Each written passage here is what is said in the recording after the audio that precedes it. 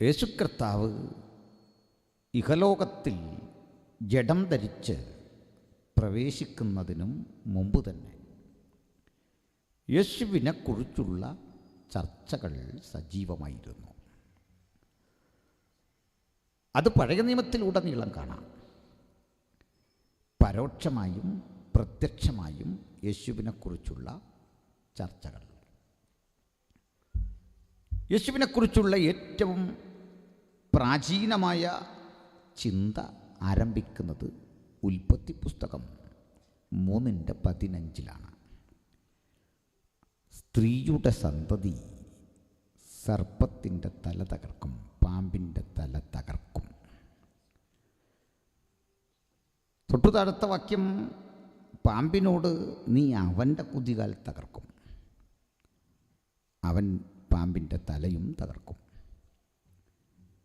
ഈ പ്രവചനം യേശുവിന് മാത്രം ചേരുന്നതല്ല, സ്ത്രീയുടെ മുഴുവൻ സന്തതിക്കും അതുവഴി യേശുവിനും ചേരുന്നതാണ്. മാനവരാശിയുടെ മുമ്പോട്ടുള്ള ഗമനത്തിൻ്റെ, മനുഷ്യരാശിയുടെ ദൈവാവബോധത്തിലേക്കുള്ള യാത്രയുടെ വഴിതടഞ്ഞ പിശാച് മനുഷ്യൻ്റെ കുതികാൽ തകർത്തു. ആ തകരപ്പെട്ട കുതികാല് കൊണ്ട് അവൻ്റെ അന്വേഷണത്തിൻ്റെ യാത്ര ചില മതങ്ങളിൽ ചെന്ന് അവസാനിച്ചു, അല്ലെങ്കിൽ നിരീശ്വരത്വത്തിൽ അവസാനിച്ചു, അതല്ലെങ്കിൽ ദൈവത്തെക്കുറിച്ചുള്ള പരിജ്ഞാനരഹിതമായ ബോധങ്ങളിൽ അവസാനിച്ചു. മനുഷ്യനെന്ന് മുതൽ ദൈവമാർഗമാരാഞ്ഞ് പല വഴിക്ക് പല വിധത്തിലായി തീർന്നു. സാത്താന്യശക്തിയുടെ തല തകർത്തുകൊണ്ട് ജയമെടുത്ത ഒരുവനെയുള്ളൂ, അത് യേശുവാണ്. തല തകർത്തു. തല തകർത്തുന്നതുകൊണ്ട് ഇപ്പോൾ പിശാചില്ല എന്നാണോ അർത്ഥം? ചിലർ പറയാറുണ്ട് തല മയങ്ങിക്കിടക്കുകയാണ്, അതുകൊണ്ട് ഇപ്പോഴും അവനുണ്ട്.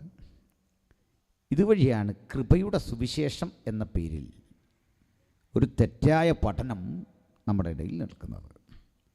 കൃപയുടെ സുവിശേഷം ബൈബിളിലുള്ളതാണ്, പക്ഷേ ഇവിടെ ചില പുള്ളികൾ പറയുന്ന കൃപയുടെ സുവിശേഷം ബൈബിളിലില്ല. ഗ്ലോറിയസ് ഗോസ്പൽ, തേജസ്സേറിയ സുവിശേഷം ബൈബിളിലെയാ, പക്ഷേ ചിലരതിനെ ദുരുപയോഗം ചെയ്തു ആ പദത്തെ. എന്നോട് ചോദിച്ചാൽ ഞാൻ പറയും, ഞാൻ യേശുനാമക്കാരനാണ്, ഞാൻ യഹോവ സാക്ഷിക്കാരനാണ്. തെറ്റുവല്ലുണ്ടോ? പക്ഷെ ആ സംഘടനപ്പെട്ട ആളല്ല. ആ സംഘടനകൾ തെറ്റായിട്ടാണ് പഠിപ്പിക്കുന്നത്. നമ്മളെല്ലാം യഹോവയുടെ സാക്ഷികളല്ലേ. ഏറ്റവും പവിത്ര നാമമല്ലേ യേശുവിൻ്റെ നാമം? നമ്മളതാണ്, തർക്കം വേണ്ട. യഥാർത്ഥ യേശുനാമം നമ്മളാണ്. യഥാർത്ഥ യേശുനാമക്കാരൻ പിതാവിൻ്റെയും പുത്രൻ്റെയും പരിശുദ്ധാത്മാവിൻ്റെയും നാമത്തിൽ സ്നാനം കഴിക്കപ്പെട്ടവൻ. അത് യേശു പഠിപ്പിച്ചതാണ്. യേശു പഠിപ്പിച്ചത് ചെയ്യുന്നതാണ് യേശുനാമക്കാരൻ. Price the Lord. അതൊക്കെ വിശദീകരിക്കാം. അപ്പോൾ സാത്താൻ ഇന്നില്ലേ? തല തകരപ്പെട്ടെങ്കിൽ അവൻ പിന്നെ കാണാൻ പാടില്ലല്ലോ. തല തകർന്നാൽ പിന്നെ ചലനമില്ല. പാമ്പിൻ്റെ തല തകർന്നാൽ ഈ ചലിക്കുന്ന പോലെ തോന്നുന്നത് ഒരു മസിലിൻ്റെ ആക്ഷനാണ്, അതിന് ജീവനൊന്നുമില്ല. ഇവൻ പണ്ടേ പോയി. അത് ഈ പാമ്പ് മാത്രമല്ല, എല്ലാ ജീവജാലങ്ങളും തല വെട്ടിയാൽ കുറച്ച് നേരം ഇങ്ങനെ ചാടും. കോഴിയൊക്കെ കണ്ടില്ലേ? അങ്ങനെയാണ്. നമ്മൾ പാമ്പിനെ മാത്രമേ ശ്രദ്ധിക്കുന്നുള്ളൂ. തലയറുത്ത് കളഞ്ഞ ഏത് ജീവിയും, മനുഷ്യൻ പോലും അങ്ങനെ ചാടിപ്പോവും. അങ്ങനെയാണ്. അത് സ്വാഭാവികമായ ആ ബയോളജിക്കൽ ക്ലോക്ക് ഉണ്ടല്ലോ മനുഷ്യ ശരീരത്തിലെ, മൃഗജാലങ്ങളുടെയൊക്കെ, അതിങ്ങനെ ക്രമം തെറ്റാതെ സഞ്ചരിച്ചു കൊണ്ടിരുന്നതിന് പെട്ടെന്ന് പിടിച്ചു നിർത്തിക്കഴിഞ്ഞപ്പോൾ ഉണ്ടായിട്ടുള്ള ഒരു വയലേഷൻ അതാണ് കാട്ടുന്നത്. അപ്പോൾ ചിലർ പറയുന്നു ഇന്ന് പാമ്പില്ല, അവൻ ഇങ്ങനെ ചെയ്യുന്നതൊക്കെ ഉള്ളൂ, എന്നിട്ട് ശാസിക്കുകയും ചെയ്യുന്നുണ്ട്, ഭൂതം വിട്ടു പോകുന്നുമുണ്ട്. ഇപ്പം പിന്നെന്താ ഇതിൻ്റെ അർത്ഥം? നമുക്ക് ഗ്രഹിക്കാം, ഉള്ളടക്കത്തിലൂടെ വരാം. സന്തോഷമാണോ? ശ്രദ്ധിച്ചിരിക്കണം ഇനിയുള്ള കാര്യം. അപ്പോൾ നമ്മൾ യേശുവിനെ കുറിച്ച് അങ്ങോട്ട് പറയാം, എന്നിട്ട് ഇങ്ങോട്ട് വരണം. സ്ത്രീയുടെ സന്തതി സർപ്പത്തിൻ്റെ തല തകർത്തു. എന്നോട് ചോദിച്ചാൽ ഞാൻ പറയും തകർത്തു, പൂർണ്ണമായും തകർത്തു. ക്രൂശിൽ ജയോത്സവം കൊണ്ടാടി, പൂർണ്ണമായും തകർന്നു. അപ്പോൾ പിന്നെ ആരാ ഇപ്പോൾ ശാസിക്കുന്നത്? ഏത് ബന്ധനമാണ് നമ്മൾ അഴിക്കുന്നത്? അതും പറയാം, അതുമുണ്ട്. അപ്പോൾ ഈ തകരപ്പെട്ടവനല്ലാതെ ഒരു പിശാചുണ്ടോ? ഇല്ല. അവനും അവരുടെ ഗണങ്ങളുണ്ട്, അല്ലാതൊന്നുമില്ല. അപ്പം പിന്നെന്താ സത്യം? ഗ്രഹിക്കണം. അതിലേക്ക് വരാം. കർത്താവായ യേശുക്രിസ്തു ആര് എന്ന ചോദ്യം ചരിത്രാതീത കാലത്തിൽ ആരംഭിച്ചതാണ്. അനേക പ്രവാചകന്മാർ യേശുവിനെക്കുറിച്ചുള്ള ആലോചനകൾ തിരുവെഴുത്തിലൂടെ പ്രസ്താവിച്ചപ്പോൾ വായിച്ചവർക്കും വായിച്ചു കേട്ടവർക്കുമൊക്കെ ആശങ്ക, അത്ഭുതം, ആരാകും ഈ യേശു? യഹൂദ മതബോധം യേശുവിനെ പരിമിതപ്പെടുത്തിയാണ് കണ്ടത്. ഉള്ളളവിലൊന്നും അവർ കണ്ടില്ല. അവർ പറഞ്ഞു രക്ഷകനാണ്, മശിഹ അഥവാ അഭിഷിക്തനാണ്. പക്ഷെ പ്രവാചകന്മാർക്ക് തെറ്റിയില്ല. അവർ കൃത്യതയോടെ പറഞ്ഞു യേശു ആരാണ്. പണ്ട് യേശുവിനെക്കുറിച്ച് ഒരാൾ പ്രസംഗിച്ചത്, പ്രവചിച്ചത് സ്ത്രീയുടെ സന്തതി എന്നാണെങ്കിൽ, ഉൽപ്പത്തി പുസ്തകം തീരുമ്പോഴേക്കും യേശുവിൻ്റെ വിലാസം കുറെ കൂടി ദൃഢപ്പെട്ടു. അവൻ കേവലം ഒരു സ്ത്രീയുടെ സന്തതി എന്ന പരിമിതിയിൽ നിൽക്കുന്നില്ല. യേശു ജനിക്കുന്ന ഗോത്രം പ്രവചിക്കപ്പെട്ടു. യഹൂദ, ഒരു ബാലസിംഹം. പിന്നീട് ബിലയാം എന്നൊരു പ്രവാചകൻ വന്നു. അങ്ങേരൊരല്പം പ്രശ്നക്കാരനായൊരു പ്രവാചകനാണ്, വിഷയമുണ്ടാക്കിപ്പോയൊരു മനുഷ്യനാണ്. പക്ഷെ പ്രവചിച്ചപ്പോൾ ആക്കമുള്ള ഒന്ന് പ്രവചിച്ചിട്ടാണ് ശുശ്രൂഷ പോയത്. ശുശ്രൂഷ പോകും മുമ്പുള്ള പ്രവചനത്തിൽ അദ്ദേഹം പറയുക, യാക്കോവിൽ നിന്ന് ഒരു നക്ഷത്രം ഉദിക്കും. അല്പം കഴിഞ്ഞ് സാക്ഷാൽ ദാവീദ് രാജാവ് വന്നു. എനിക്ക് ബൈബിൾ കഥാപാത്രങ്ങളിൽ വളരെ ഇഷ്ടമുള്ള ഒരാളാണ് ദാവീദ്. കഥാപാത്രം എന്ന പേര് തെറ്റിദ്ധരിക്കല്ലേ, ക്യാരക്ടർ. ബൈബിളിൽ കഥയൊന്നുമല്ല, പക്ഷേ കമ്മ്യൂണിക്കേഷൻ ഉപയോഗിക്കുന്ന ഒരു പദം. ദാവീദിൻ്റെ 14ാം തലമുറയിലെ ചെറുമകനാണ് യേശു. 14 തലമുറയ്ക്കിപ്പുറത്തുള്ള ജഡപ്രകാരമുള്ള ഈ കുഞ്ഞു മകനെ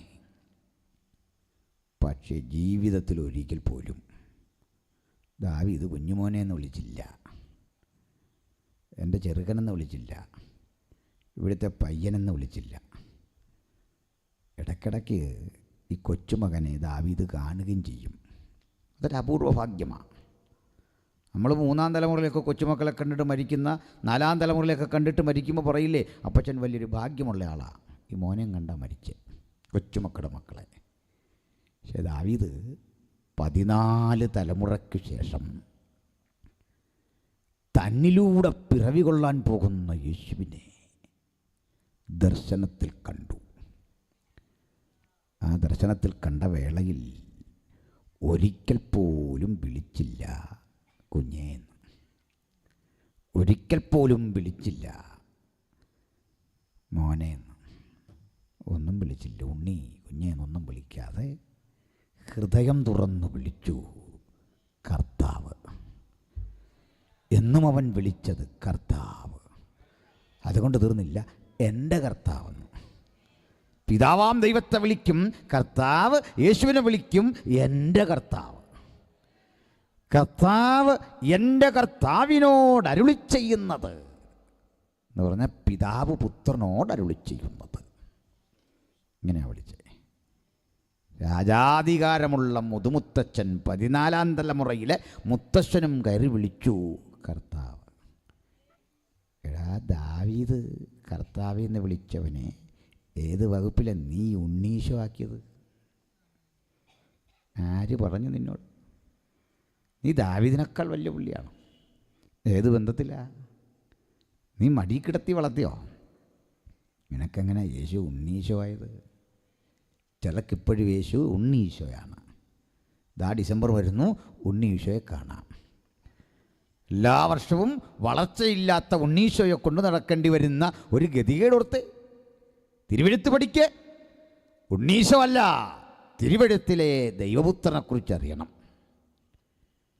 യേശുവിൻ്റെ ബ്ലഡ് റിലേഷനുള്ള ചിലർ അങ്ങനെയൊക്കെ പറയാമോ എന്ന് എനിക്കറിയില്ല. യേശു എന്ന മനുഷ്യനോട് ബന്ധമുള്ള ചിലരുണ്ട്, മറിയയുടെ മകൻ എന്ന നിലയിൽ. ഈ മറിയയുടെ മകനായി ജനം കണ്ടു, യോസേഫിൻ്റെ മകനായി ലോകം കണ്ടു.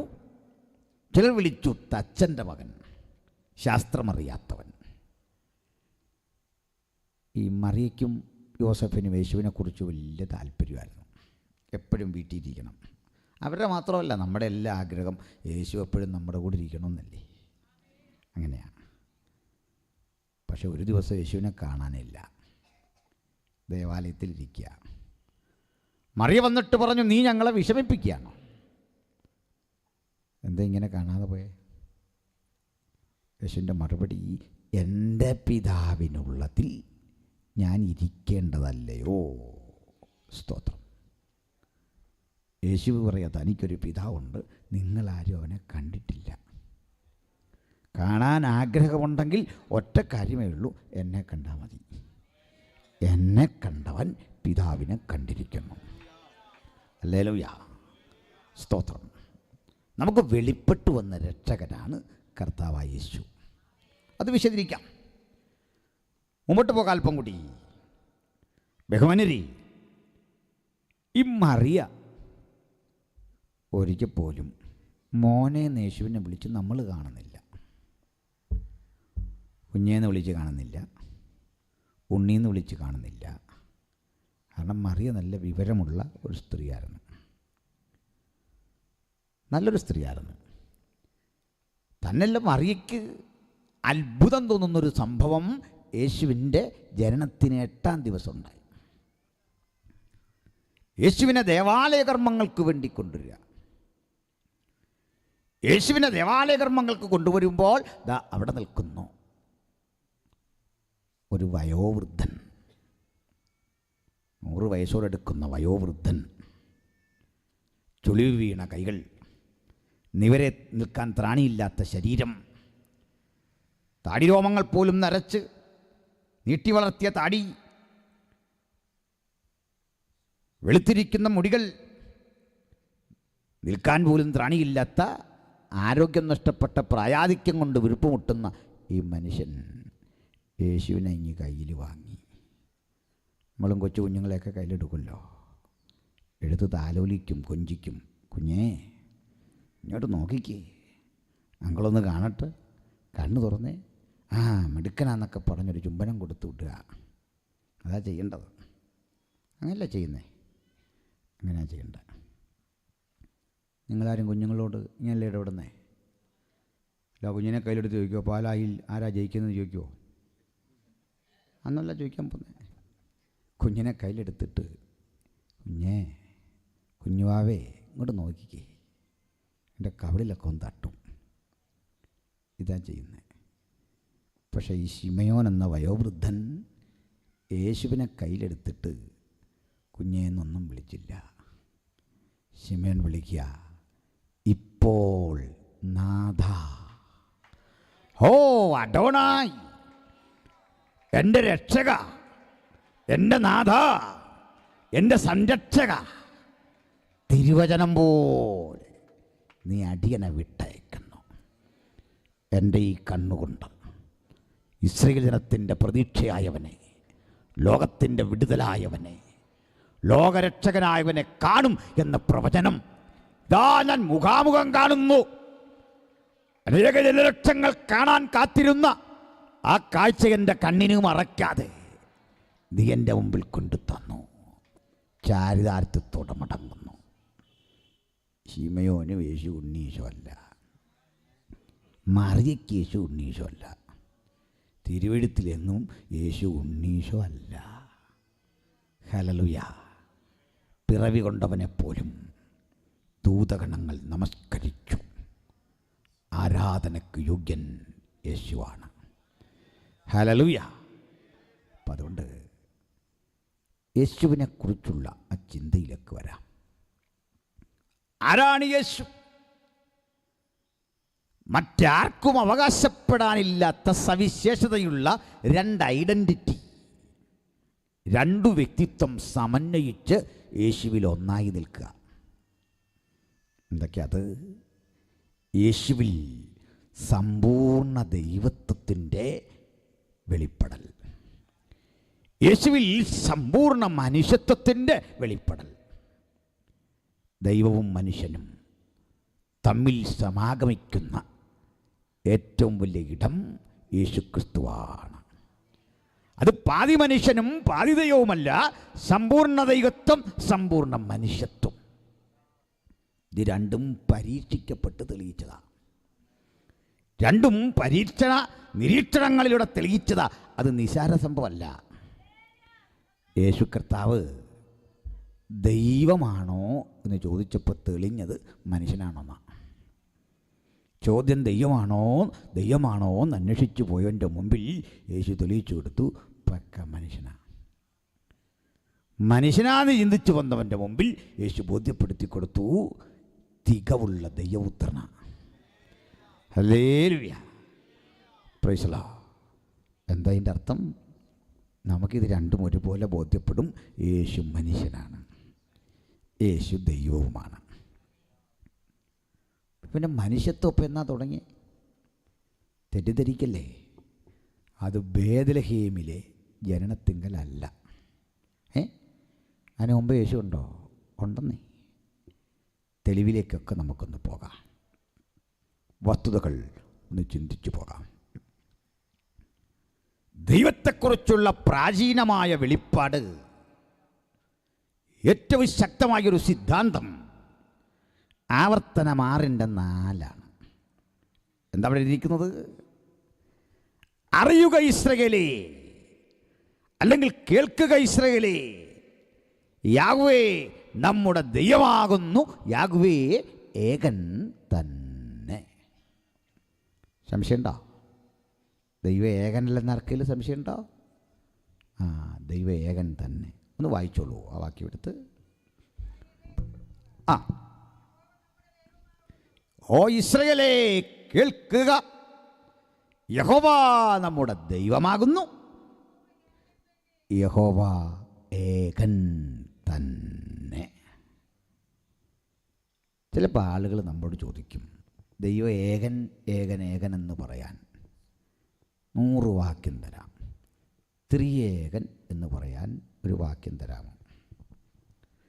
ത്രിയേകൻ എന്ന് ബൈബിളിലില്ല. ത്രിയേകത്വം എന്ന പദവും ബൈബിളിലില്ല. ബൈബിളിലില്ലാത്ത കുറേ പദങ്ങൾ ഞാൻ പറയാൻ പോവാണ്. തിരുവത്താഴം ബൈബിളിലില്ല. ഈ പാതി വെട്ടിയെടുക്കുന്ന വിദ്വാൻമാർ ഇതുകൊണ്ട് അപകടം ഉണ്ടാക്കല്.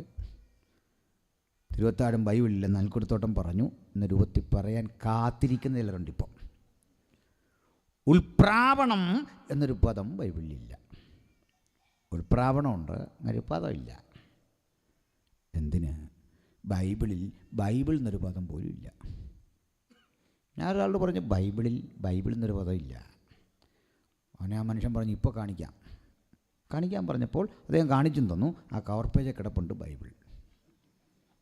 ഞാനും വിട്ടില്ല, നമ്മളും റേഷനരി കഴിക്കുന്ന ആളാണല്ലോ. ഞാൻ മഹാത്മാഗാന്ധിന്നും കാണിക്കാം, ബൈബിളിൽ എടുക്കാൻ പറഞ്ഞു. കാണിച്ചു കൊടുത്തു. Bible society of India, Mahatma Gandhi road, Bangalore. പുള്ളിക്കാത്തല് കൊടുത്തപ്പോഴേ എങ്ങനെയുണ്ട് കാര്യങ്ങളുടെ കിടപ്പ്? അന്നേരം അതും ഇതൊന്നും പറഞ്ഞിട്ട് കാര്യമില്ല. കാര്യം പോലെ പോണ്ടേ. 1382 ഈ പുസ്തകത്തിന് ബൈബിളെന്ന് പേരുണ്ടാവുക. 1382 ക്രിസ്തുവിനും 1382. നമ്മുടെ ദൈനംദിന ജീവിതത്തിൻ്റെ ആത്മീക വ്യവഹാരങ്ങളിൽ ഈ പദം വന്നിട്ടുണ്ട്. എന്നതുപോലെ എന്താണ് തൃത്വം, എന്താണ് ത്രിയേകത്വം, ഇതെനിക്കൊന്ന് പറയണം. ശ്രദ്ധിച്ചാട്ടെ. ഇതേ പാസ്റ്റർ തന്നെ ഒരു വാക്യം കൂടെ വായിച്ചു തന്നട്ടെ. ആവർത്തനം ആ സഹോദരി വായിച്ചാലും തെറ്റില്ല, നന്നായിരിക്കുന്നു വായിക്കുന്നത്. ആവർത്തനം 6:4 ഒന്നുകൂടെ വായിച്ചോളൂ. അപ്പോൾ തന്നെ പുതിയ നിയമത്തിൽ ഞാൻ ഏകനല്ല. കാരണം പറഞ്ഞു, പിതാവ് എന്നോട് കൂടെ ഉള്ളത് കൊണ്ട് ഞാൻ ഏകനല്ല. അങ്ങനെയെങ്കിൽ ഇത് വൈരുദ്ധ്യമാകുമോ? ഒരിക്കലും ഇല്ല. ഞങ്ങൾക്ക് വൈരുദ്ധ്യമല്ല. തിരുവെഴുത്ത് ഞങ്ങൾക്ക് വൈരുദ്ധ്യമേ അല്ല. അതിൽ നമുക്ക് മനസ്സിലാകാത്ത കാര്യമൊക്കെ ഉണ്ട്, നമ്മളാരും പണ്ഡിതരല്ല. പക്ഷെ വൈരുദ്ധ്യമൊന്നും ഇതിലില്ല. പറയാം. ബഹുമാന്യരെ, പഴയ നിയമം ശിശുപാലകനായി ഭവിച്ചു എന്ന് പറഞ്ഞാൽ എന്താണ് ഈ പഴയ നിയമം എന്ന് ചോദിച്ചാൽ മനസ്സിലാക്കിക്കൊള്ളണം. LKG ആയിരുന്നു. KG ക്ലാസ്സിലെ കുഞ്ഞെന്താ പഠിച്ചു വെക്കുന്നത്? യഥാർത്ഥ സത്യത്തിൻ്റെ ആമുഖം പഠിച്ചു നടത്തും. വിവിധമായും പ്രവാചകന്മാർ മുഖാന്തരം പിതാക്കന്മാർ അരുളി ചെയ്തു, അത് ഭാഗികം. പുത്രൻ നമുക്ക് തന്ന പുതിയ നിയമം സമ്പൂർണ്ണം. ആ പുതിയ നിയമത്തിലാണ് പിതാവ്, പുത്രൻ, പരിശുദ്ധാത്മാവ് ഇത് കൃത്യതയോടെ വെളിപ്പെടുന്നത്. അത് പഴയ നിയമഭക്തന് മർമ്മമായിരുന്നു. ആ മർമ്മം നമുക്കിന്ന് മനസ്സിലാകാൻ കാരണമെന്താ? ദൈവപുത്രൻ വന്ന് നമ്മെ പഠിപ്പിച്ചതുകൊണ്ട്. നമുക്ക് കൂടുതൽ വ്യക്തത വരാൻ കാരണമെന്താ? ദൈവപുത്രൻ്റെ അഭാവത്തിൽ ഒരു മാസ്റ്റർ ടീച്ചർ, ദൈവത്തിൻ്റെ പരിശുദ്ധാത്മാവ് ഇന്ന് അധ്യാപകനായിരിക്കുന്നത് കൊണ്ട് നമുക്ക് കൂടുതൽ കൃത്യതയോടെ അത് മനസ്സിലാകും. ഞാനതിലേക്ക് വരിക. എന്താ വിശുദ്ധ വചനത്തിൽ പരിശുദ്ധ ത്രിയേകത്വം? അത് ചിലർ പറയുന്നത് യേശു തന്നെയാണ് പിതാവ്, യേശു തന്നെയാണ് പുത്രൻ, യേശു തന്നെയാണ് പരിശുദ്ധാത്മാവ്. ഞാനൊരാളുടെ ചോദിച്ചാൽ അങ്ങനെയാണേ ഇവരങ്ങോട്ടും ഇങ്ങോട്ടും സംസാരിക്കുന്നത് എന്തിനാ? എന്നോട് തന്നെ എത്ര കിലോമീറ്റർ എഴുതി വച്ചിരിക്കുക ബൈബിളിൽ. ഇതിൻ്റെ വല്ല ആവശ്യമുണ്ടോ? അങ്ങനെ പറയാറുണ്ട്. കവികൾ പറയും, തന്നോട് തന്നെ പറയാറുണ്ട്, എൻ്റെ ആത്മാവേ നീ വിഷാദിച്ചുള്ളിൽ ഞരങ്ങുന്നതെന്ത്, ദൈവത്തിൽ പ്രത്യാശ വയ്ക്കുക. അതിന് കുഴപ്പമൊന്നുമില്ല. ഇതെന്താ പറയുന്നത്? ഞാൻ പോകാഞ്ഞാൽ നിങ്ങൾക്ക് പ്രയോജനമില്ല, ഞാൻ പോയാൽ സത്യത്തിൻ്റെ ആത്മാവ് എന്ന മറ്റൊരു കാര്യസ്ഥനെ പിതാവ് നിങ്ങൾക്ക് അയച്ചു തരാമെന്ന്. ഇത്ര പേര് വന്നു. ഞാൻ പോയി കഴിഞ്ഞാൽ ഞാനല്ല, സത്യത്തിൻ്റെ ആത്മാവ് എന്ന മറ്റൊരു കാര്യസ്ഥനെ പിതാവ് അയച്ചു തരും. പിതാവ് തന്നെയല്ല പുത്രൻ, പുത്രൻ തന്നെയല്ല പരിശുദ്ധാത്മാവ്. വ്യക്തത വന്നോ? അത് മനസ്സിലായോ? അത്രേ. ഒരിക്കലും പറയരുത് പിതാവാണ് പുത്രനെന്ന്, പുത്രനാണ് പരിശുദ്ധാത്മാവ്. ഞാനിതൊരു വലിയ ചർച്ചയ്ക്കകത്ത് എൻ്റെ മോനോട് പറഞ്ഞു, നമുക്കൊരു ഇതേക്കുറിച്ചൊരു പിക്ചർ വരച്ച് തരണം. അവൻ പോയി ഒരു 10 മിനിറ്റ് കൊണ്ട് ഒരു പിക്ചർ റെഡിയാക്കിക്കൊണ്ട് വന്നു. ഞങ്ങളതിങ്ങനെ സ്ക്രീനായിട്ട് കാണിക്കുകയാണ്. പിതാവും പുത്രനും ഒരാളാണെങ്കിൽ സംഭവിക്കുന്ന എന്താ? ഗെത്സമനിൽ ഇങ്ങനെ പ്രാർത്ഥിക്കുകയാണ് യേശു. ആ പ്രാർത്ഥനയിൽ ഇതാണ് ശരിയെങ്കിൽ എങ്ങനെ പ്രാർത്ഥിക്കണം? പിതാവേ, ഇത് ഞാനാണ് എന്ന് പറഞ്ഞാൽ ഇത് നീ തന്നെയാണ്. എല്ലാം മനസ്സിലായോ? പിതാവേ, നിന്റെ ഇഷ്ടം ചെയ്യാൻ നീ വരുന്നു. അതിനിപ്പോൾ എന്നാ കുഴപ്പം? അങ്ങനെയാണോ? അല്ല. പിതാവല്ല പുത്രൻ, പുത്രനല്ല പരിശുദ്ധാത്മാവ്. എങ്ങനെ നോക്കും? അപ്പം പിന്നെ 3 ദൈവമുണ്ടോ? ഇല്ല. ദൈവമേകൻ. അതെങ്ങനെ ശരിയാവും? ഈ കണക്ക് ചോദിച്ച് ചിലരിങ്ങനെ നമ്മളെ വിഷമിപ്പിക്കും. നമ്മൾ പേടിക്കൊന്നും വേണ്ട, കണക്ക് ഞാൻ തരാന്നേ, ശ്രദ്ധിച്ചിരി. ഏകനെന്ന് പറയുന്നത് അബ്സല്യൂട്ട് 1 അല്ല, തികച്ചു 1 എന്ന അർത്ഥത്തിലല്ല. ഒന്നിലധികം ചേരുന്ന 1 എന്നൊരു പ്രയോഗം ഗണിതത്തിൽ പഠിച്ചിട്ടുണ്ടോ? ഒരു സഭ ഒരാളാണോ? അവിടെ ഒരു സഭയിൽ എന്ന് പറഞ്ഞാൽ ഒരാളേ ഉള്ളോ? അല്ല, ഒന്നാത്. ഒരു വിഭാഗം, ഒരു ഗ്രൂപ്പ്, ഒരു ക്ലാസ്, ഒരു പറ്റം, ഇത് ഒന്നവിടെ നിൽക്കട്ടെ. പിതാവൊരുവൻ, പുത്രനൊരുവൻ, പരിശുദ്ധാത്മാവൊരുവൻ, 3 പേർ ചേർന്ന് ഒന്നാകുമോ? ആകുമെന്ന് ഞാൻ പറയാം. ബൈബിളിന് ഉപയോഗിച്ചിരിക്കുന്ന വളരെ ആവേശപരമായൊരു വചനമുണ്ട്. ഇത് നിമിത്തം പുരുഷനപ്പനെയും അമ്മയെയും വിട്ട് ഭാര്യയോട് പറ്റിച്ചേരും, ഇരുവരും ഒരു ദേഹമാകും. രണ്ടുപേർ ചേർന്ന് ഒന്ന്. കണ്ടോ? അപ്പോൾ തന്നെ അവർ രണ്ടാ, പക്ഷെ ഒന്നാ. അത് വ്യക്തമാക്കാം. ബൈബിളിൽ തന്നെ ഉദാഹരണം തരാം. ചില ഈ ബൈബിളിന് പുറത്തുനിന്നുള്ള ഉദാഹരണം എടുത്തുകൊണ്ട് വരും. എന്നോടൊരാൾ പറഞ്ഞു, സാറേ തൃത്വം തെളിയിക്കാൻ വേറൊരു വഴിയുണ്ട്. നമ്മൾ എന്തോ പറയാം. ഞാൻ എൻ്റെ ഭാര്യയ്ക്ക് ഭർത്താവാണ്, എൻ്റെ മക്കൾക്ക് പിതാവാണ്, വേറെ ഏതാണ്ട് ബന്ധം കൂടെ പറഞ്ഞു 3 ഒപ്പിച്ചു. ഞാൻ പറഞ്ഞു, നിങ്ങൾ അത്രയല്ല ഉള്ളോ, ഞാൻ അതിലും വലുതാ. ഞാൻ എൻ്റെ പെങ്ങൾക്ക് സഹോദരനാണ്, അവിടെ കെട്ടിയവന് ഞാൻ അളിയനാണ്, സഭയിൽ ഞാൻ പാസ്റ്ററാണ്. ചുമ്മാ ഈ ആവശ്യമില്ലാത്ത കണക്കും കൊണ്ടൊന്നും പോയില്ല. ഒന്നാമത് ദൈവത്തെക്കുറിച്ചുള്ള ചിന്തകളിൽ ഉപമകൾ കംപ്ലീറ്റ് വിടണം. ദൈവത്തോട് ഉപമിക്കാൻ പറ്റിയ ഒറ്റ ക്യാരക്ടർ ഇല്ലെന്ന് എൻ്റെ പഠനം. ഇത് പറഞ്ഞതിൻ്റെയൊക്കെ പേരിൽ ഞാൻ ക്രൂശീകരിക്കപ്പെടുന്നൊരു കാലമാണ്. സാജൻ പാഷക്കൊക്കെ അറിയാൻ തോന്നുന്നു. ദൈവത്തെ ഒന്നിനോട് ഉപമിക്കരുത്.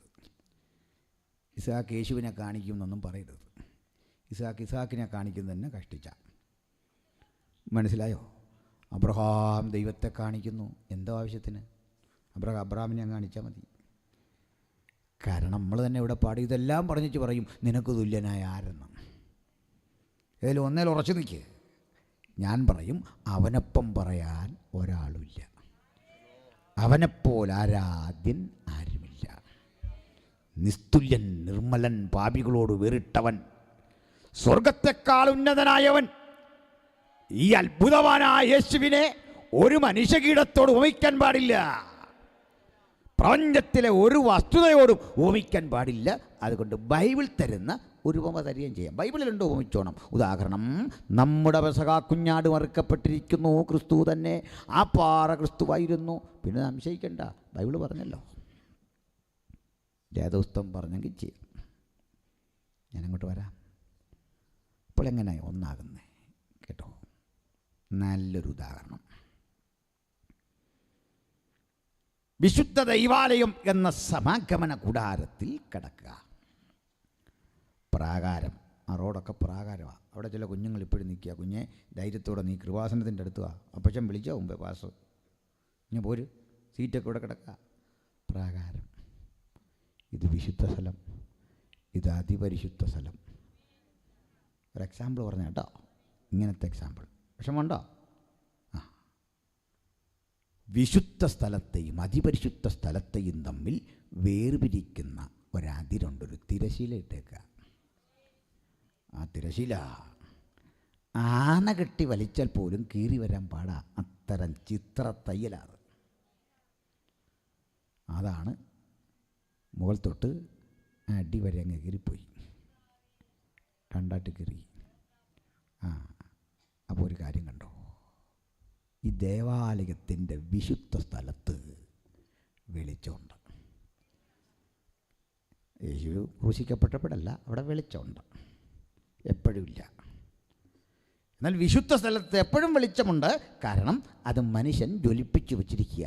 ഇടിച്ചെടുത്ത തെളിവായ ഒലിവണ്ണ കവരവിളക്കിൽ, മെനോറ എന്നതിന് പറയുക, അതിൽ 7 ദീപങ്ങളായി ഇങ്ങനെ ജ്വലിച്ചുകൊണ്ടിരിക്കുന്ന മനോഹര പ്രഭയിലാണ് വിശുദ്ധ സ്ഥലമെങ്കിൽ, അതിപരിശുദ്ധ സ്ഥലത്ത് എപ്പോഴും വെളിച്ചമില്ല. പക്ഷേ ദൈവസാന്നിധ്യത്തിന് വേണ്ടി കാത്തിരുന്ന് ഏകാഗ്രപ്പെട്ടൊരുങ്ങുന്ന തൻ്റെ കുഞ്ഞുങ്ങൾ തങ്ങളെ തന്നെ താഴ്ത്തി പ്രാർത്ഥിച്ച് ഹൃദയസമർപ്പിതരാകുമ്പോൾ അപ്രതീക്ഷിതമായി ദൈവത്തിൻ്റെ തേജസ് എന്ന ശെഖേന കൂടാരത്തിൻ്റെ അന്തർമന്ദിരത്തിൽ വ്യാപരിക്കും. ആ വെളിച്ച നിമിത്തം പുരോഹിതന്മാർക്കും അകത്ത് കിടക്കാനാവാത്ത സ്ഥിതി. ഇതാ ദൈവ വെളിച്ചം. ഈ വെളിച്ചം വന്നിരിക്കുന്ന ഘട്ടത്തിൽ ഈ തിരശീല രണ്ടായിട്ടങ്ങ് മാറിയെന്ന് കൂട്ടിക്കോ. അകത്തെ വെളിച്ചവും അന്തർമന്ദിരത്തിലെ വെളിച്ചവും ദാ ഒഴുകി ഒന്നാകുന്ന കണ്ടോ? കണ്ടോ? ഇതുപോലെ പിതാവും പുത്രനും പരിശുദ്ധാത്മാവും ഒന്നായിരിക്കുന്നത്. ദൈവം ഇൻഫിനൈറ്റാണ്. ശക്തിയിൽ സർവവ്യാപിത്വത്തിൽ, അവിടുത്തെ കൃപയിൽ, സ്നേഹത്തിൽ, കാരുണ്യവർഷത്തിൽ, സർവജ്ഞാനിത്വത്തിൽ മൂന്നാളുകളും അപരിമിതരാകയാൽ മൂന്ന് ഇൻഫിനൈറ്റുകൾ ഒരുമിച്ചാൽ ഒരു ഇൻഫൈനൈറ്റ് ആകും. അങ്ങനെയാണ് പിതാവും പുത്രനും പരിശുദ്ധാത്മാവും ഒന്നായിരിക്കുന്നത്. വ്യക്തത ഒന്നോ? സ്വർഗാദി സ്വർഗത്തിൽ ദൈവം, സ്നേഹവാനായ ദൈവം തൻ്റെ മനോഹര ഇരിപ്പിടത്തിൽ മൂന്നാം സ്വർഗത്തിൽ അങ്ങനെ അധിവസിക്കുക. പ്രപഞ്ചം മുഴുവൻ നിറഞ്ഞു നിൽക്കുന്ന തേജസാർന്ന പ്രഭാവലയത്തിൽ അവിടുന്ന് ഇങ്ങനെ ഇരിക്കേ, അവിടുത്തെ വലത്ത് ഭാഗത്ത് അവിടുത്തെ പുത്രൻ, അവിടുന്ന് ദൈവത്തിൻ്റെ പരിശുദ്ധാത്മാവ്, പിതാവും പുത്രനും പരിശുദ്ധാത്മാവുമായ ഏകദൈവം. പിതാവിൻ്റെ സർവശക്തിത്വം പുത്രനിലും, പുത്രൻ്റെ സർവശക്തിത്വം പരിശുദ്ധാത്മാവിലും, ആ സർവജ്ഞാനിത്വം ഒരുപോലെ കൃത്യതയോടെ അങ്ങനെ പരിലസിക്കും വേളയിൽ പിതാവ് പുത്രനെ സ്നേഹിച്ചു, പുത്രൻ പിതാവിനെ സ്നേഹിച്ചു, പുത്രൻ പിതാവിനെ വന്ദിച്ചു. ദൈവപിതാവിന് പുത്രൻ സ്നേഹവും ആദരവും അർപ്പിച്ചു. പരസ്പര സ്നേഹത്തിൻ്റെ, സാഹോദര്യത്തിൻ്റെ, പരിശുദ്ധാത്മ സാന്നിധ്യത്തിൻ്റെ തികവാർന്ന അനുഭവം നോക്കിക്കൊണ്ട് പറയുക, കാൺമീൻ, നാം ദൈവമക്കളെന്ന് വിളിക്കപ്പെടുവാൻ എത്ര വലിയ സ്നേഹം പിതാവ് നമുക്ക് നൽകി. മറ്റൊന്നുമല്ല, ഈ പുത്രനെ നമുക്ക് തന്നു. മനസ്സിലായോ?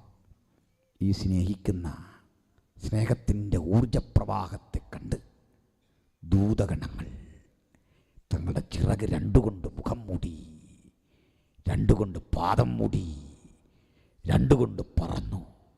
സ്നേഹിതരെ, അത് ആരാധനയെന്ന് പറഞ്ഞ് പരിമിതപ്പെടുത്താൻ വരട്ടെ. അതിനപ്പുറത്താ ഭയഭക്തി ബഹുമാനങ്ങളുടെ ആദരവിൻ്റെ ശബ്ദം ഒരുത്തനോടൊരുത്തൻ. രാപ്പകൽ വിശ്രമമില്ലാതാ പറയുന്നതെങ്കിലും ഒരു പോയിന്റ് വരുമ്പോൾ നിൽക്കും, 3 തവണ പറയും പരിശുദ്ധൻ, പരിശുദ്ധൻ, പരിശുദ്ധൻ. അവിടെ ഒരു ഇൻ്റർവെല്ലുണ്ട്. വീണ്ടും പറയും ഒരുത്തനോടൊരുത്തൻ, പരിശുദ്ധൻ, പരിശുദ്ധൻ, പരിശുദ്ധൻ. ആ ശബ്ദത്തിൻ്റെ മനോഹരമായ അലയൊലികൾ അന്തർമന്ദിരത്തെ മുഴുവൻ ഇളക്കി, ആലയത്തെ മുഴുവൻ സ്പന്ദനം കൊള്ളിച്ചു, പ്രപഞ്ചത്തെ മുഴുവൻ കിടിലം കൊള്ളിച്ചെങ്കിൽ ആരാധനയ്ക്ക് യോഗ്യനായ ആ ദൈവപുത്രനെ ഇന്ന് രാത്രി ആരാധിക്കാൻ ഞാനും നിങ്ങളും ഒരുമിച്ച് ഈ പന്തലിൽ വന്നിരിക്കുമ്പോൾ പ്രപഞ്ചവാസകലം ആരാധിക്കുന്നവനെ നോക്കി പറയാ, നിന്റെ രക്തം കൊണ്ട് നീ ഞങ്ങളെ വീണ്ടെടുത്തു, ഞങ്ങളെ ഞങ്ങളുടെ ദൈവത്തിന് രാജാവും പുരോഹിതന്മാരുമാക്കി വെച്ചു. ആ ദിവ്യ സ്നേഹത്തെ കണ്ട യോഹന്നാൻ പറയുന്നത്, കാൺമീൻ, നാം ദൈവമക്കളാകാൻ പിതാവ് എത്ര വലിയ സ്നേഹം നമുക്ക് തന്നു.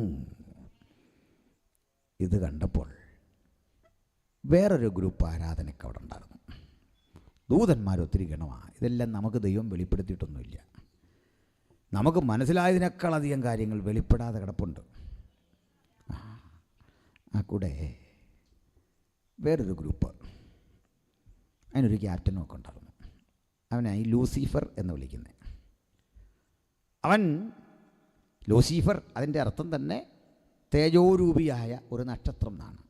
മലയാളം ബൈബിൾ അത് അരുണോദയപുത്രനായ ശുക്ര എന്ന് വിളിച്ചിരിക്കുന്നു. ഇവനെ മലയാളം ബൈബിൾ ബാബിലോണിലെ രാജാവിനോട് ഉപമിച്ച സംസാരിച്ച്. ഇംഗ്ലീഷ് ബൈബിളിലും അങ്ങനെ തന്നെയാണ്. അപ്പുറത്ത് എസെക്കിയേൽ പ്രവചനത്തിലേക്ക് വരുമ്പോൾ ഇവനൊരു കെരൂബാണ് എന്ന് തെളിയുന്നു. അവിടെ സോർ പ്രഭുവിനോട് ഉപമിച്ചാണ് സംസാരിക്കുന്നത്. അക്ഷരാർത്ഥം സ്രോർ പ്രഭുവിനും ആത്മീയാർത്ഥം ലൂസിഫർ എന്നൊരു ദൂതനുമായിരുന്നു. അവൻ ഒരു ഡീസൻ്റ് ആളായിരുന്നെന്ന് അവിടെ തന്നെ എഴുതിയിരിക്കുക. അല്ലെ തന്നെ നമ്മൾ ഈ കാണുന്നതിൽ ഒത്തിരി ഡീസൻ്റ് ഏർപ്പാട് പിശാചിനുണ്ട്. നിങ്ങൾക്ക് അറിയത്തില്ലഞ്ഞിട്ടാണ്. ഈ പിശാച് ഒരിക്കലും ആരോടും തെറി വിളിച്ചതായിട്ട് ബൈബിളിലില്ല. ഉണ്ടോ? നിങ്ങൾക്ക് എവിടെയെങ്കിലും കാണിക്കോ പിശാച് അവിടെ നിന്ന് തെറി പറഞ്ഞു? അങ്ങനെയൊന്നുമില്ല. നിങ്ങൾക്ക് എവിടെയും കാണിക്കുക പിശാച് ഒരുത്തൻ്റെ അപ്പന് പറഞ്ഞോ അമ്മയുടെ ഒന്നും പറഞ്ഞില്ല. മാത്രമല്ല, അല്ല മര്യാദയ്ക്ക് സംസാരിച്ചവനാ പിശാച് ബൈബിളെടുത്താൽ. ഫേസ്ബുക്കിൽ കമൻ്റ് ഇടുന്നവൻ്റെ കമൻറ്റിനേക്കാൾ ഡീസൻ്റാ സാത്താൻ്റെ വാക്കുകൾ. കണ്ടം വഴി ഓടി, തേച്ചൊട്ടിച്ചു. അതൊക്കെ പിന്നെ പോട്ടെ.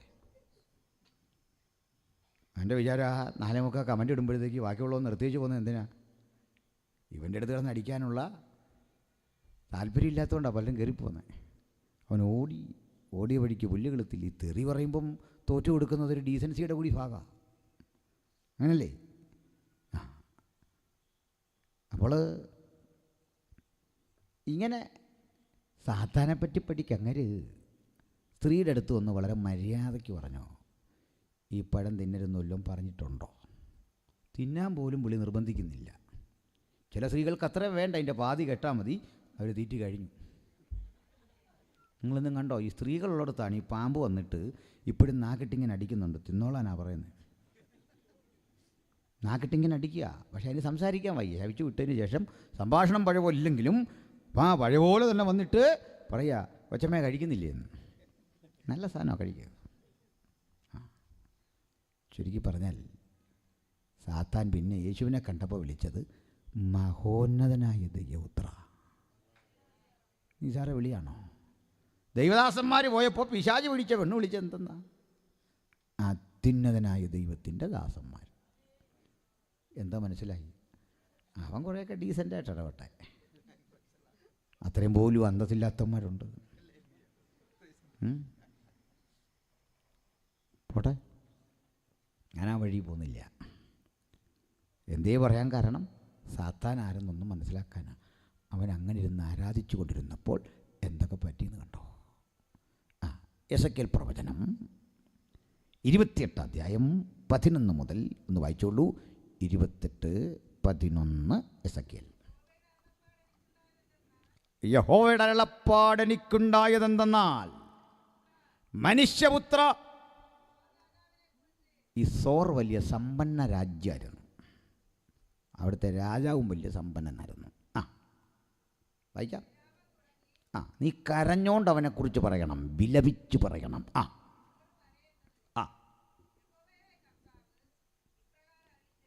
യഹോവയായ കർത്താവ് ഇപ്രകാരം അരുളി ചെയ്യുന്നു. കണ്ടോ, നീ എക്സാംപ്ലറി വണ്ണായിരുന്നു, നീ മാതൃകാമുദ്രയായിരുന്നു. പിന്നെ നിനക്കറിവിൻ്റെ തികവുണ്ടായിരുന്നു. പിന്നെ നീ സൗന്ദര്യപൂർണനായിരുന്നു. പിന്നെ നിന്നെ ആക്കി വച്ചത് ഏദൻ പറുദീസയിലായിരുന്നു. പിന്നെ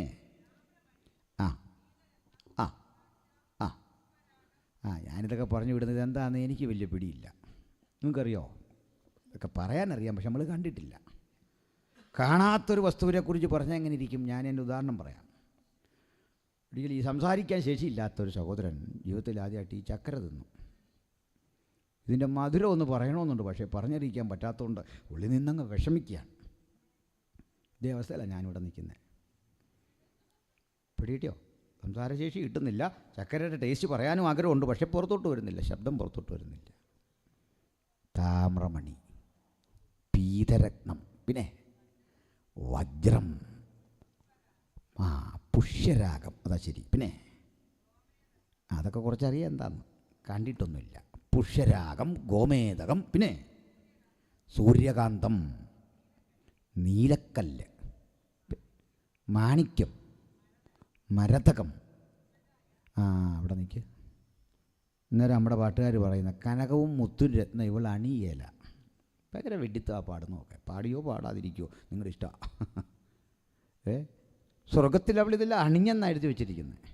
എന്നാ സ്വർഗത്തിൻ്റെ ചിത്രത്തിൽ ഇവിടെ കണ്ടത്തിൽ ഇതൊന്നും ഇല്ലെന്ന് പാടിക്കഴിഞ്ഞാൽ എങ്ങനെ നോക്കുന്നത്? നിത്യതയിൽ ഇതൊക്കെ ഉണ്ടെന്നാണ് എഴുതി വെച്ചിരിക്കുന്നത്. എല്ലാം വിപരീതമാണ് ഈ പാട്ടേ.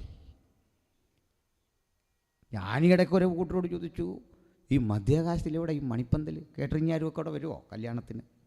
എന്തെല്ലാം പുകിലായി. പോട്ടെ, ഈ പാട്ട് പാടുമ്പോൾ വചനത്തോട് നീതി പുലർത്തണ്ടേ? ആദ്യ ആളുകൾ ഓർത്ത് നേരാ, പക്ഷേ വചനം ചോദിച്ചപ്പോൾ വചനം ഇല്ല, വാക്യമില്ല, സൂചിപ്പിക്കാൻ പോലും വാക്കില്ല. അപ്പോൾ അവസാനം വെച്ചാൾ പറഞ്ഞു ഭാവനയാണെന്ന് പറഞ്ഞു. ഞാൻ പറഞ്ഞു ഭാവന ആയിക്കോട്ടെ, അതിനു വേണ്ടി ഒരു പരിധി. കാരണം ഈ മണിപ്പന്തലിടുന്ന ആരാന്ന് കൃത്യം ദാനിയേൽ എഴുതി വച്ചിരിക്കുക, ഇത് ക്രിസ്തുവാ. അതുപോലും തെറ്റിച്ച പറയുന്ന ആളുകൾ. തിരുവെഴുത്ത് അങ്ങനെയോ എന്ന് ശോധന ചെയ്യണം. വിഷയത്തിലേക്ക് വരാം. ഈ സാത്താൻ്റെ ആ സംവിധാനങ്ങളെ ഇപ്പോൾ പഠിക്കുന്നത് 12 വിധ രത്നങ്ങൾ അങ്ങ് പുതിയ യെരൂശലേമിലുണ്ട്. ഇതെല്ലാം അവനെ മൂടിയിരുന്നു. പിന്നെ വായിച്ചാട്ടെ. ആത്മാർത്ഥയില്ലാതാണോ വായിക്കുന്നത്? ആദ്യത്തെ ആ സന്തോഷം പോലെ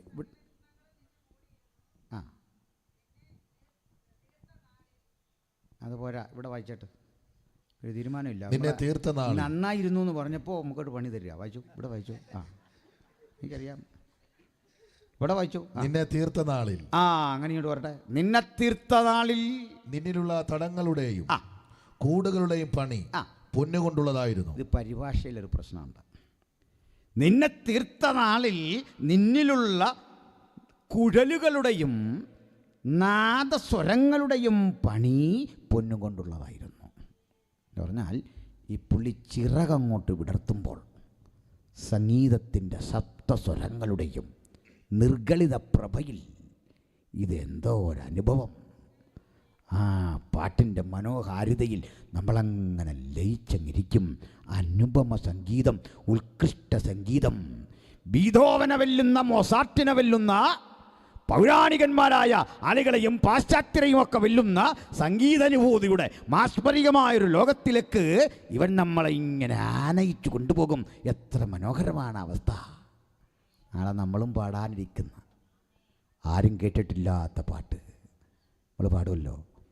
പാരിലാരും പാടിടാത്ത പാട്ടു നമ്മൾ പാടും, പാരിലാരും ചൂടിടാത്ത വാടാമൂടി ചൂടും. ആ മനോഹരാവസ്ഥയുടെ പൗരാണിക രൂപമായി ഇപ്പോൾ വായിച്ചത്. ദൂതൻ ആരാധിക്കുമ്പോൾ ആ കരങ്ങളിങ്ങനെ ഉയർത്തുമ്പോൾ സംഗീതത്തിൻ്റെ സപ്തസ്വരങ്ങളുടെയും നിർഗളിത ധാരയിൽ ഒരു ഭാഗം ആനന്ദനിർഭരമായൊരു ലോകത്തിലേക്ക് പോകുമ്പോൾ അടുത്തൊരു കൂട്ടർ പറയുക, അവൻ പരിശുദ്ധൻ, പരിശുദ്ധൻ, പരിശുദ്ധൻ. സ്വർഗം മുഴുവൻ ആരാധനയുടെ മനോഹാരിതയാർന്ന ആ നിമിഷം നമുക്ക് വർണ്ണിക്കാൻ പറ്റുമോ? എത്ര ആനന്ദകരമാണ്. ദൈവശില്പിയായി നിർമ്മിച്ചതും അടിസ്ഥാനമുള്ളതുമായ ആ നഗരത്തിലെ സ്വർഗീയാരാധന, ആ ഒരു അനുഭവത്തിലേക്ക് നമുക്കൊന്ന് അടുത്തു വരും മുമ്പ് ഒന്ന് പരിശോധിച്ചു പോകാം. ബാക്കി കൂടി വായിക്കാം. നീ ചിറകു വിടർത്തി മറയ്ക്കുന്ന കെരൂബാകുന്നു. ഞാൻ നിന്നെ വിശുദ്ധ ദേവപർവ്വതത്തിൽ ഇരുത്തിയിരുന്നു. ഞാൻ നിന്നെ വിശുദ്ധ ദേവപർവ്വതത്തിലിരുത്തി. നീ അഗ്നിമയ രഥങ്ങളുടെ മധ്യേ സഞ്ചരിച്ചു പോന്നു. ഈ രഥമൊക്കെ നമ്മൾ ഏലിയാവിനെ എടുക്കാൻ വരുന്ന രംഗത്ത് കാണുന്നുണ്ട്. അഗ്നിമയ രഥങ്ങളുടെ മധ്യേ നീ സഞ്ചരിച്ചു പോന്നു. നിന്നെ സൃഷ്ടിച്ച നാൾ മുതൽ നിങ്ങൾ നീതികേട് കണ്ടതുവരെ നീ നടപ്പിൽ നിഷ്കളങ്കനായിരുന്നു. കണ്ടോ, ഇത്രയും സൗന്ദര്യമുള്ളവനെ, ഇത്രയും ജ്ഞാനസമ്പൂർണൻ, നീതികേട് കാട്ടും വരെ നിഷ്കളങ്കനായിരുന്നു. അവൻ്റെ നീതികേട് പിന്നെ പറയാം. വായിച്ചേ. നിന്റെ വ്യാപാരത്തിൻ്റെ പെരുപ്പം നിമിത്തം നിന്റെ അന്തർഭാഗം സാഹസം കൊണ്ട് നിറഞ്ഞു. പുള്ളിക്ക് ഈ ചെയ്ത പ്രവൃത്തി നിമിത്തം അന്തർഭാഗം സാഹസം കൊണ്ട് നിറഞ്ഞു. നീ പാപം ചെയ്തു. കേട്ടെ, പാടുന്ന, പ്രസംഗിക്കുന്ന, ഉപകരണം കൈകാര്യം ചെയ്യുന്ന, ജീവിതത്തിൽ ദൈവം താലന്ത് തന്ന ഏതൊരാളും ഓർക്കണം, തമ്പുരാൻ്റെ ദാനം. ഹല്ലേലൂയ. ഈ തൊണ്ടയടഞ്ഞാൽ അനിൽക്കൊടിത്തോട്ടം എന്നൊരു മനുഷ്യനില്ല. ഈ വിരൽ ചലിക്കുന്നില്ലേ, നിങ്ങളില്ല. നിൻ്റെ അസ്തിത്വമായത്. ഇതിനോട് നീതി പുലർത്തി ജഗത്തിൻ ജീവിതം നയിപ്പാൻ നമ്മെ എല്ലാം ദൈവം പ്രാപ്തരാക്കട്ടെ. ഹല്ലേലൂയ. സ്തോത്രം. സാഹസം കൊണ്ട് നിറഞ്ഞു. എന്നിട്ട് നീ പാപം ചെയ്തു. പിന്നെ അതുകൊണ്ട് ഞാൻ നിന്നെ അശുദ്ധനെന്നെണ്ണി ദേവപർവ്വതത്തിൽ നിന്ന് തള്ളിക്കളഞ്ഞു. ഇവനെന്ന് തള്ളിക്കളഞ്ഞു. അഗ്നിമയ രഥങ്ങളുടെ മധ്യേ നിന്ന് മുടിച്ചു കളഞ്ഞു. ഇനി ഇതേ കാര്യം യെശയ്യാവ് പ്രവചിക്കുന്ന കൂടി നോക്കാം. എങ്കിലേ നമ്മുടെ പ്രധാന വാക്യത്തിൽ വന്നില്ല. യെശയ്യാപ്രവചനം 14-ാം അധ്യായം 10 മുതൽ വായിച്ചട്ടെ. യെശയ്യാ 14:10 മുതൽ. അവരൊക്കെയും നിന്നോട് നീയും ഞങ്ങളെപ്പോലെ ബലഹീനനായോ? നീയും ഞങ്ങൾക്ക് തുല്യനായി തീർന്നുവോ എന്ന് പറയും. നിന്റെ ആഡംബരവും വാദ്യഘോഷവും കണ്ട സംഗതികൾ, നിന്റെ ആഡംബരവും വാദ്യഘോഷവും പാതാളത്തിലേക്ക് ഇറങ്ങിപ്പോയി, പാതാളത്തിൽ വീണു. പിന്നെ നിന്റെ കീഴെ പുഴുക്കളെ വിരിച്ചിരിക്കുന്നു, പിന്നെ കൃമികൾ നിനക്ക് പുതപ്പായിരിക്കുന്നു. പിന്നെ അരുണോദയ പുത്രനായ ശുക്ര, നീ എങ്ങനെ ആകാശത്ത് നിന്ന് വീണു? ജാതികളെ താഴ്ത്തിക്കളഞ്ഞവനെ, നീ എങ്ങനെ വെട്ടേറ്റ് നിലത്ത് വീണു? ഞാൻ സ്വർഗത്തിൽ കയറും. ഇവനെന്താ ചൊറ്റെന്നറിയണ്ടേ? ആരാധിച്ച് ദൈവത്തിന് മഹത്വം കൊടുക്കാൻ അവനെ ദൈവം കൊണ്ടെത്തിച്ച സ്ഥാനത്തുനിന്ന് പറയുക, ഞാൻ സ്വർഗത്തിൽ കയറും. പിന്നെ എൻ്റെ സിംഹാസനം ദൈവത്തിൻ്റെ നക്ഷത്രങ്ങൾക്ക് മീതെ വയ്ക്കും. ഉത്തരദിക്കിന്റെ അതിർത്തിയിൽ സമാഗമ പർവ്വതത്തിന്മേൽ ഞാൻ ഇരുന്നരുളും. പിന്നെ ഞാൻ മേഘാനതങ്ങൾക്ക് മീതെ കയറും. ഞാൻ മേഘോന്നതങ്ങൾക്കു മീതെ കയറും. പിന്നെ ഞാൻ അത്യുന്നതനോട് സമനാകും. ഞാൻ അത്യുന്നതനോട് സമനാകും എന്നത്രേ നീ ഹൃദയത്തിൽ പറഞ്ഞത്. ഇതുകൊണ്ട് അടിച്ചെന്ന് നിന്നെ. പിശാചിൻ്റെ വീഴ്ച മനസ്സിലായോ? അവൻ വീണു. ഒരു മനുഷ്യനെ പരിധി വിട്ട് പ്രശംസിക്കരുതേ. അവനും പോക്ക, നീയും പോക്ക. സ്തോത്രം. ആരെക്കുറിച്ചും അതിരുവിട്ട് സംസാരിക്കുമ്പോൾ ഒന്നാം സ്ഥാനം യേശുവിന് കൊടുത്തേ ഇടപഴകാവൂ. നമുക്ക് യേശുവിന് ചേരാത്ത ഒന്നും ആവശ്യമില്ല. പ്രൈസലോ. അതൊന്നും ഞാൻ പറഞ്ഞ് ബോധ്യപ്പെടുത്താം. മലയാളക്കരയിൽ കർത്താവേറെ ഉപയോഗിച്ചൊരു മനുഷ്യനുണ്ട്. അദ്ദേഹത്തിൻ്റെ പ്രസംഗവും ശാലീനമായ ഇടപെടലും ലാളിത്യം നിറഞ്ഞ ജീവിതചര്യയും ജാതിമതഭേദന്യേ മലയാളിയെ സ്വാധീനിച്ചു. മുസ്ലിമും ക്രിസ്ത്യാനിയും ഹിന്ദുക്കളും നിരീശ്വരന്മാരും എല്ലാം ഇദ്ദേഹത്തിൻ്റെ പ്രസംഗം കേൾക്കുമായിരുന്നു. ഇനിയിപ്പോൾ അതെല്ലാം വിട്ട് ആൾ വേറൊരു രൂപത്തിലെത്തി. ഇദ്ദേഹത്തെ അനുഗമിച്ച ഫാൻസ് അസോസിയേഷൻ കൂടെ കൂടി അതിലും വല്ലതായി. ഇപ്പോൾ ആ കൂടെ ഉണ്ടായിരുന്ന ആളുകളെ കണ്ടാൽ പാസ്റ്ററാണോ അതുമല്ല, അച്ഛനാണോ അതുമല്ല, പാച്ചൻ.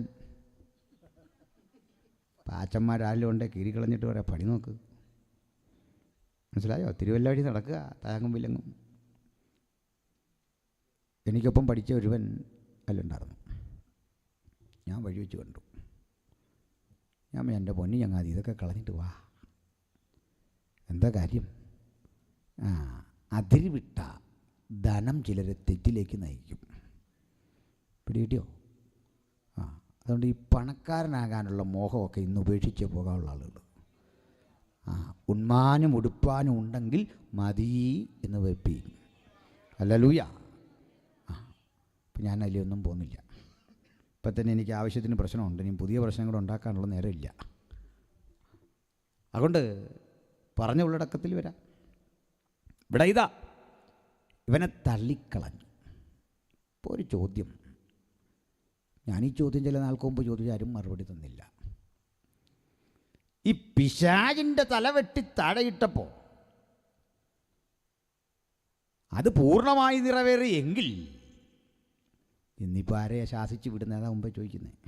ക്രൂശിലെ അല്ല, അവനെ വെട്ടി പാതാളത്തിലിട്ടു. അങ്ങനെയെങ്കിൽ ഇപ്പോൾ ശാസിച്ച് വിടുന്ന ആരെയാ? ഏത് പിശാചിനെതിരെയാ നമ്മൾ ഈ ആത്മനിറവിലൊക്കെ ആരാധിച്ച് ജയമെടുക്കാനൊക്കെ പറയുന്നത്? അവനെ വെട്ടിയില്ലേ? അവനെ ആ വെട്ടിയിടുമ്പോൾ ഒരു വാക്യം കിടക്കുകയാണ്, നീ ഞങ്ങൾക്ക് തുല്യനായോ. ആരായി ഞങ്ങൾ? ഇവനേക്കാൾ വേറെ ആരുണ്ടോ? ആരായി ഞങ്ങൾ? ജാതികളെ താഴ്ത്തിക്കളഞ്ഞവനെ. ഏത് ജാതി അവൻ താഴ്ത്തിയേ? അന്ന് ജാതി ഉണ്ടോ? നേഷനാകട്ടോ, രാഷ്ട്രം. രാഷ്ട്രങ്ങളെ മുടിച്ചവനെ. അന്ന് രാഷ്ട്രമുണ്ടോ? ഭൂമിയിലെ രാജാക്കന്മാരൊക്കെ പരസ്പരം പറയുക, നീ ഞങ്ങൾക്ക് തുല്യനായോ. ഞാനൊരു 3-4 പണ്ഡിതന്മാരോട് ചോദിച്ചു, ആരാച്ച ഞങ്ങൾ? ഭൂമിയിലെ അതിൻ്റെ പണികളെയും അതിൻ്റെ പട്ടണങ്ങളെയും ഇടിച്ചവനെ. ഏത് പട്ടണമാണ് ഈ ലൂസിഫർ ഇടിച്ചേ? ഇനി എന്നെ പറഞ്ഞ ആ പള്ളി ഇതുവരെ തീർന്നിട്ടില്ല, പക്ഷെ മറുപടി വന്നിട്ടില്ല. ഞാൻ മിണ്ടാ പോന്നു. ഉത്തരവുണ്ട്, ശ്രദ്ധിച്ചോ? ഉത്തരം പറഞ്ഞു പോകും. ഇപ്പോൾ സ്വർഗത്തിൽ കയറും, അത്യുന്നതനോട് സമനാകും എന്ന് പറഞ്ഞവനെ അതിൻ്റെ മധ്യേ നിന്ന് മുടിച്ചു കളഞ്ഞു, സ്ഥാനഭ്രഷ്ടനാക്കി. അല്ല, അവനെ വെട്ടിയില്ലെന്ന്. അവനെ വെട്ടുവച്ചിട്ടേ ഉള്ളൂ, വെട്ടിയില്ല. അതെങ്ങനെ ഒക്കുന്നത്? അതേ ഒക്കൂ പറയാം, ശ്രദ്ധിച്ചേ. അവൻ്റെ ദൗത്യം അവനിൽ നിന്ന് എടുത്തു കളഞ്ഞു, അവനെ സ്ഥാനഭ്രഷ്ടനാക്കി. അവനിന്നും ഈ ഭൂതലം മൊത്തം പ്രവർത്തിക്കുന്നുണ്ട്. അവൻ ഇന്നും ചെല്ലുന്നുണ്ട്, പഴയ സ്ഥലം വരെ ചെല്ലും. ചെന്നിട്ട് ഇയ്യോബിനെക്കുറിച്ച് കുറ്റം പറഞ്ഞിട്ട് തിരിച്ചു പോരും. തള്ളിക്കളഞ്ഞതാ, അവൻ പോയിട്ട് തിരിച്ച് അതുപോലെ വന്ന് കുറ്റം പറയും. മുഴുലോകവും സാത്താൻ്റെ ആധിപത്യത്തിന് കീഴിൽ ദൈവ കിടക്കുക. സ്ഥാനം പോയവൻ, ആധിപത്യം ഒരു വിധത്തിൽ അവൻ പിടിച്ചെടുത്ത് ദൈവത്തെ കൊണ്ട് സമ്മതിപ്പിച്ച് മനുഷ്യരാശിയെ ക്രിസ്തുവിൽ നിന്ന് അകറ്റാൻ പലവിധ തന്ത്രങ്ങൾ അവൻ മെനഞ്ഞുകൊണ്ടിരിക്കുക. അതിൻ്റെ മറുവശമുണ്ട്.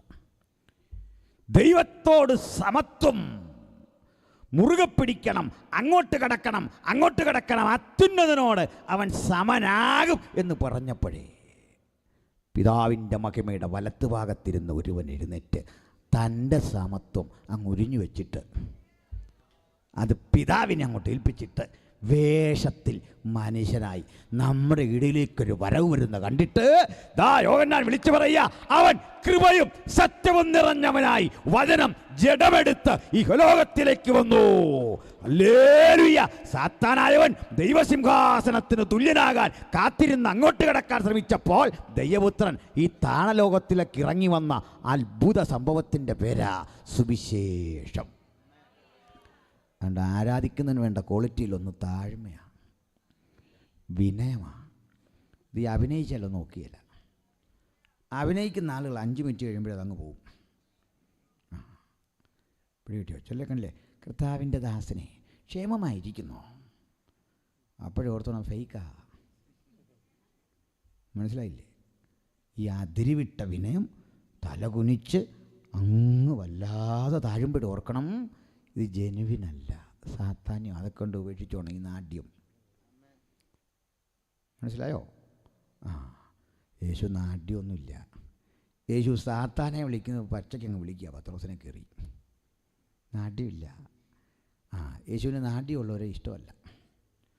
നഥനയിൽ എൻ്റെ അടുത്ത് ചെന്ന് ഫിലിപ്പോസ് പറഞ്ഞു, ഞങ്ങൾ മശിയെ കണ്ടെത്തി കേട്ടോ. ഇത് കേട്ടപ്പോൾ നഥനയിൽ മനസ്സിലാക്കി യേശു നസ്രത്തിൽ നിന്നാണ്. അവൻ നസ്രയനായ യേശു. നഥനയിൽ വായിച്ചറിഞ്ഞതും പഠിച്ചതും ക്ലാസ്സിലിരുന്ന് ഗ്രഹിച്ചതും ഒക്കെ അറിവ് വെച്ച് പറഞ്ഞു, ഈ നസ്രത്തിൽ നിന്ന് വല്ല നന്മയും വരുമോ? നമ്മൾ പഠിച്ചാൽ യെരുശലേമിൽ നിന്ന് വരുമെന്നാ. ഇത് മറുപടി പറയാനുള്ള ത്രാണി അന്തർഗതനില്ല.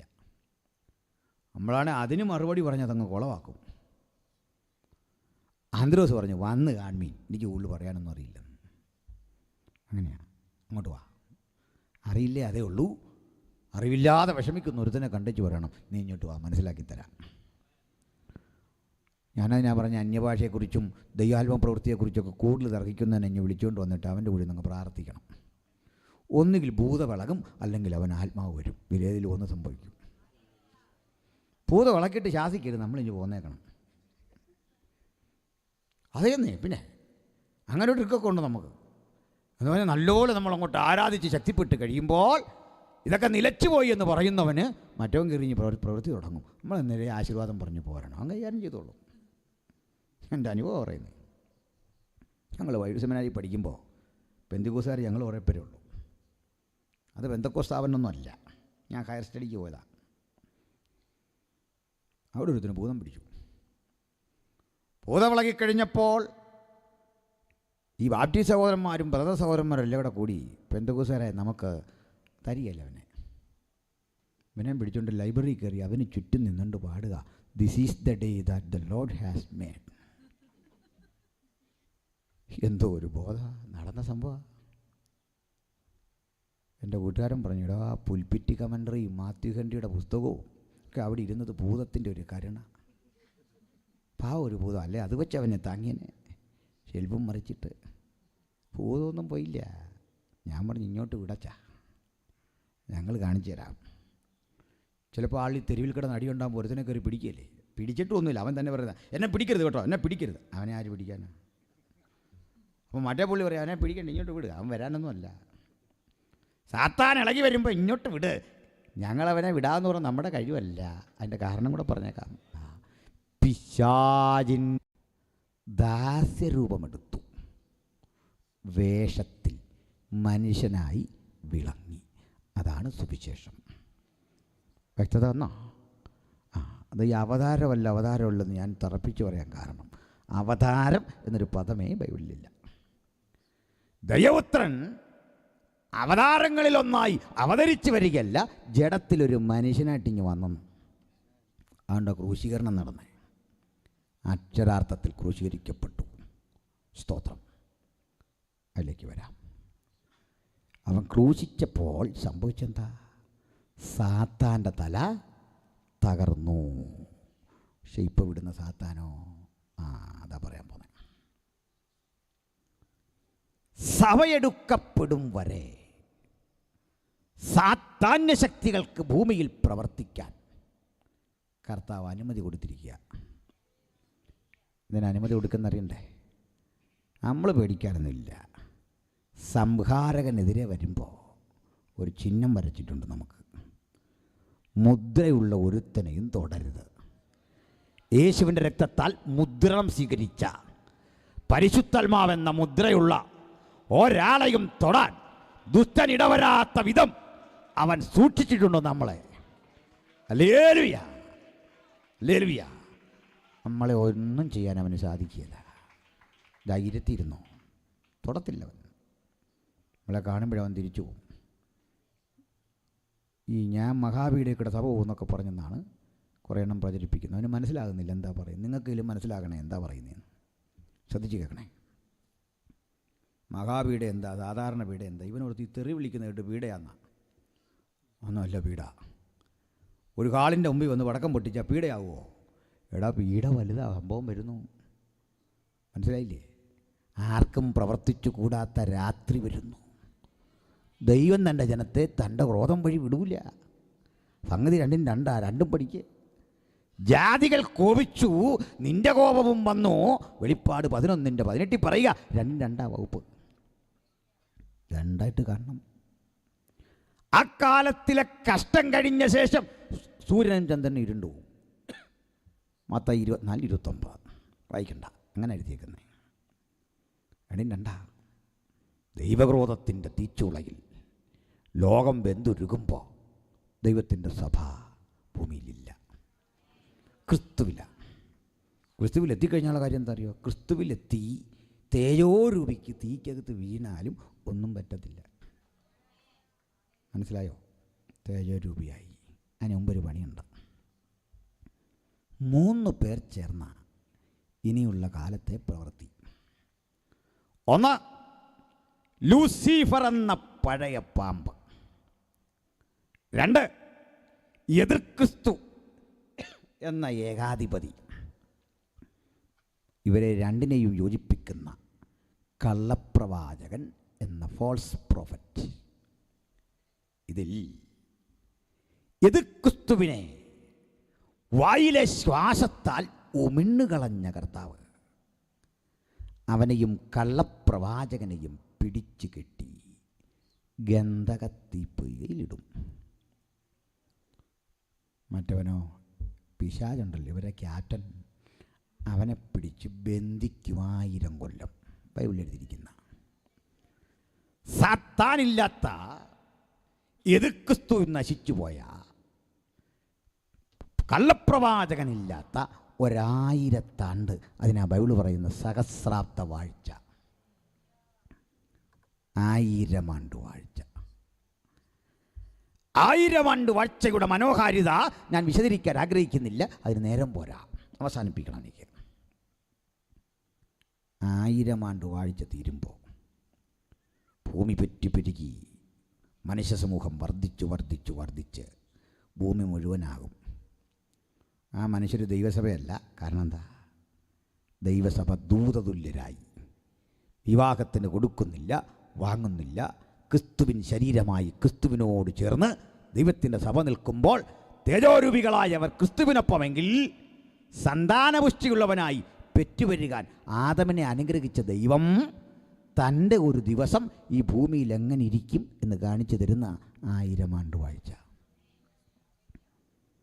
1000 ആണ്ട് കഴിഞ്ഞവനെ അഴിച്ചുവിടും. അവൻ നന്ദി കെട്ട ഒരുപറ്റം ആളുകളെ തന്നിലേക്ക് ആകർഷിച്ച് യേശുവിനെതിരെ അന്ത്യകലാപത്തിനിറങ്ങിത്തിരിക്കും.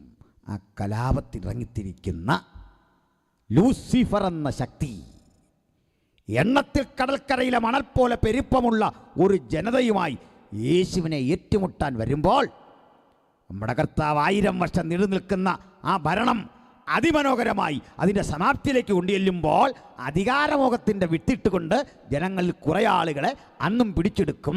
യേശുവിനെതിരെ കലഹിക്കാൻ പോകുമ്പോൾ പിതാവ് സ്വർഗത്തിലിരുന്ന് കണ്ട് ന്യായവിധി നടത്തുന്ന രംഗമാ 2-ാം സങ്കീർത്തനം. ദാവീദ് ആത്മാവിൽ കാണുക. ദാവീദ് പറയുക, ജാതികൾ കലഹിക്കുന്നു, വംശങ്ങൾ നടപ്പിലാകാത്ത വ്യർത്ഥമായ കാര്യങ്ങൾ ചിന്തിക്കുന്നു, അധിപതിക്കെതിരെ കൂട്ടം കൂടുന്നു, യഹോവയുടെ അഭിഷിക്തന് വിരോധമായി സംസാരിക്കുന്നു. ആകയാൽ ഭൂമിയിലെ രാജാക്കന്മാരെ ബുദ്ധി പഠിക്കുക. വേറൊന്നുമല്ല, അവനെ ആക്രമിക്കാൻ ചെല്ലുന്ന വഴിക്ക് പിതാവ് നിന്നെയൊക്കെ നശിപ്പിക്കും. വഴിയിൽ വെച്ച് നശിക്കാതിരിക്കാൻ ഒറ്റ വഴിയുണ്ട്. ആ വഴി ക്രിസ്തുവാ. ചെന്നങ്ങ് ചുംബിച്ച് ക്ഷമ പറ. ഹല്ലേലൂയ. ആ യുദ്ധത്തിൽ ലൂസിഫർ എന്നവനെ പിടിച്ച് കെട്ടി ഗന്ധക തീപ്പൊയിലേക്ക് തള്ളും. കണ്ടല്ലോ. പക്ഷെ ഓപ്പൺ ചെയ്തത് അവനല്ല. 1000 കൊല്ലം മുമ്പേ അതിൻ്റെ സമർപ്പണ ശുശ്രൂഷ കഴിഞ്ഞതാണ്. ആരാ പോയത്? കള്ളപ്രവാചകനും ഇത് ക്രിസ്തുവും. അവരെ തട്ടിയിട്ട ഇവനെ പൂട്ടിയിട്ടെ. അങ്ങനല്ലേ? ഇത് മനസ്സിലായില്ല. സഹസ്രാബ്ദത്തിൻ്റെ തുടക്കത്തിന് മുമ്പ് മൃഗത്തെയും കള്ളപ്രവാചകനെയും പിടിച്ച് തീപ്പൊയ്കയിൽ തള്ളി. അത് 2-ാമത്തെ മരണം. അങ്ങോട്ട് തള്ളി. 1000 കൊല്ലം കഴിഞ്ഞിട്ട് അവരെ ക്യാപ്റ്റനെയും പിടിച്ച് അതേ സ്ഥാനത്തേക്ക് ഇട്ടു. അന്നാണ് അവൻ്റെ വീഴ്ച പൂർണ്ണമാകുന്നത്. ഇത് കാലങ്ങൾക്കപ്പുറത്ത് കണ്ടിട്ട് യെശയ്യാവ് പറയുക, നീ വെട്ടേറ്റ് നിലത്ത് വീണതെങ്ങനെ? അന്നാണ് നിവൃത്തിയാകുന്നതെന്ന്. നിവൃത്തിയായതല്ല, നിവൃത്തിയാകാനുള്ള പ്രവചനം. ആ വീഴ്ച കണ്ടിട്ട് ഇവന്മാർ തങ്ങളിൽ പറയുന്ന, നീ ഞങ്ങൾക്ക് തുല്യനായോ? ഞങ്ങൾ ഓർത്തു ഭൂമിയെ പട്ടണങ്ങളെ ഇടിച്ച് ജാതികളെ തമ്മിൽ ഭിന്നിപ്പിച്ച് നീയെങ്കിലും പിടിച്ചു നിൽക്കും, ഞങ്ങൾക്കോ അധോഗതി പറ്റി. പക്ഷേ നീയുമിതാ ഞങ്ങൾക്ക് തുല്യനായി കൃമികളരിക്കുന്ന അധമപാതാള നരകത്തിൽ വന്ന് പീഡിപ്പിക്കപ്പെടുവാൻ വന്നിരിക്കുന്നു. ദണ്ഡന തീപ്പൊയ്കയിൽ അന്ന യെശയ്യാപ്രവചനത്തിൻ്റെ നിവൃത്തി. അപ്പം നമുക്കൊരു ചോദ്യം, പിന്നെന്തിനാ യെശയ്യാവ് പറഞ്ഞത് വീണുവെന്ന്? യെശയ്യാവ് അത് മാത്രമല്ലല്ലോ പറഞ്ഞേ.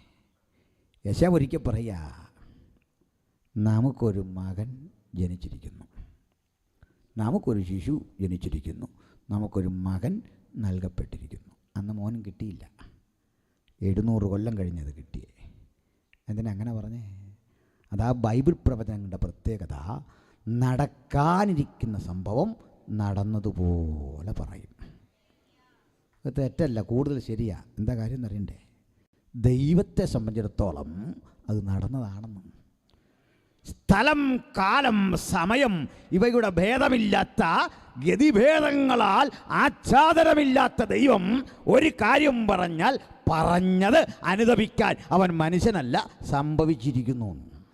അങ്ങനെ അവന് വെട്ടേറ്റു, അങ്ങനെ അവൻ്റെ തല തകർന്നു. ക്രൂശിൽ ജയോത്സവം നമ്മൾ കൊണ്ടാടി. എന്താ കാര്യം? അവൻ തകർന്നു. ദണ്ഡീ തകർച്ചയാ ക്രൂശിൽ സംഭവിച്ചതെന്ന്. ഇപ്പം മനസ്സിലായോ? ക്രൂശിലെ തകർച്ച തല ചതച്ച് തകർത്തവനെ എവിടെ ഇട്ടു? ആദമനരകത്തിൽ, ലേക്ക് ഓഫ് ഫയർ. അവിടെ കിടന്ന് രാപ്പകൽ പീഡിപ്പിക്കപ്പെടും. നിത്യനരകം. അതാണ് പറയുന്നതെങ്കിൽ അതിൻ്റെ മറുവശം തനിക്കായി കാത്തിരിക്കുന്ന ഭക്തന് നിത്യതയെന്ന അനന്തകോടി വർഷങ്ങളിലെ മനോഹര വിശ്രാമം. അതാ സുവിശേഷത്തിൻ്റെ സത്യം. ഇന്ന് രാത്രി ഞാൻ ഉപസംഹരിക്കാൻ ബാധ്യസ്ഥനാകുന്നു. ഇവിടം വിട്ട് കടന്നു പോകുന്ന ദൈവത്തിൻ്റെ ദാസ്യദാസന്മാരൊന്ന് മനസ്സിലാക്കണം. ദൈവരൂപത്തിലിരുന്നവൻ സാത്താന്യ ശക്തികളുടെ തല തകർത്ത് ജയാളിയായി നമുക്ക് ഒരു രാഷ്ട്രം പ്രദാനം ചെയ്തു. ദൈവരാജ്യം സ്ഥാപിച്ചിട്ട് അവൻ പോയത്. അവൻ സ്ഥാപിച്ച ദൈവരാജ്യത്തിൻ്റെ പേരാ ദൈവത്തിൻ്റെ സഭ. മനസ്സിലായോ? അതിഞ്ഞ് വന്നു കഴിഞ്ഞു. പിന്നെയും വരണേ വരണേ എന്ന് പറഞ്ഞ് പ്രാർത്ഥിക്കരുത്. അത് വന്നു കഴിഞ്ഞു. പക്ഷേ ഒരു ദിവസം ഈ ചെക്ക് കൺവേർട്ട് ചെയ്ത് നമ്മൾ ലിക്വിഡ് ക്യാഷാക്കി മാറ്റും എന്നാ നിത്യത കരഗതമാക്കുന്ന വേളയിൽ. അപ്പോഴാ ദൈവരാജ്യം അക്ഷരാർത്ഥത്തിൽ യാഥാർത്ഥ്യമാകുന്നത്. ദൈവരൂപത്തിലിരിക്കെ ദൈവത്തോടുള്ള സമത്വം മുറുകെ പിടിക്കണമെന്ന് വിചാരിക്കാതെ ദാസ്യരൂപമെടുത്ത് വേഷത്തിൽ മനുഷ്യനായി വിളങ്ങി. ആ പോയിന്റ് പറഞ്ഞ് നമുക്ക് പ്രാർത്ഥിക്കാം. ബഹുമാനരെ, എന്തിനാ യേശു ഇങ്ങനെ വന്നേന്നറിയണ്ടേ? നമ്മൾ പലപ്പോഴും യോഗങ്ങളെല്ലാം മധ്യേ പ്രസംഗിക്കുന്നവരും പാടുന്നവരും എല്ലാം പറയാറുണ്ട്, നമ്മുടെ കർത്താവ് തേജോരൂപിയായി. ഞങ്ങളുടെ അവിടെയൊക്കെ ആൾക്കാർ പറഞ്ഞ തേജസ് വാരി ചുറ്റി വന്നെന്നാണ്. തേജസ് വാരി ചുറ്റി. ഇത് കേട്ടവർക്ക് ഇത് ചുറ്റാൻ പോലും ഉള്ളൊരു സമയമില്ലാതെ പെട്ടെന്ന് ധൃതി പിടിച്ച് വലിച്ചു വാരി ആ തേജസ്സും ധരിച്ചുകൊണ്ട് വന്നേക്കുക. ഞാൻ ചോദിക്കുന്നു, ഈ തേജസ് ധരിച്ച ക്രിസ്തു ഇന്ന് രാത്രി ഇവിടെ വന്നാൽ ഇതറിഞ്ഞാൽ മുഖ്യമന്ത്രി വരെ വരുമല്ലോ, ഇവിടെ പ്രധാനമന്ത്രിയല്ല ഇവിടെ വരും. എന്താ കാര്യം എന്ന് കാണാൻ സകല ടി വിക്കാർ ഇവിടെ കാണും. അല്ല, മന്ന ടി വി മാത്രമല്ല, മുഴുവൻ ആളിവിടെ വരും. ഭൂമി മുഴുവൻ ഇവിടെ തടിച്ചു കൂടുകയല്ലേ. അങ്ങനെയാ. കർത്താവ് അങ്ങനെയൊന്നും അല്ല വരുന്നത്. കർത്താവ് വന്നത് വേറെ രൂപത്തിലാന്ന് പറയുന്നുണ്ട്.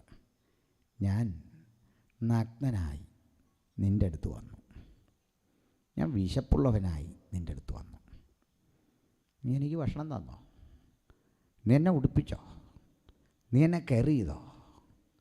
ഇങ്ങനെയുള്ളൊരു യേശുവിനെ എത്ര പേർക്ക് കാണാൻ പറ്റും? അതാ വെളിപ്പാട്. അങ്ങനെയുള്ള യേശു ഇറങ്ങി വരുന്ന കരവ് കണ്ടിട്ട് ഒരുത്തനും പിടികിട്ടുന്നില്ല. ഇന്നും മനുഷ്യൻ്റെ അവസ്ഥ അതാ. തേജോരൂപിയെ കാത്തിരിക്കെ വേഷത്തിൽ മനുഷ്യനായി ദാ ഒരുത്തൻ വരുന്നു. ആ രംഗം പറഞ്ഞ് നമുക്ക് അവസാനിപ്പിക്കണം. അക്കാലത്ത് യേശു ജഡം ധരിച്ചു വരും മുമ്പ് തേജോമയനായ മറ്റൊരു മനുഷ്യനെ ലോകം കണ്ടു.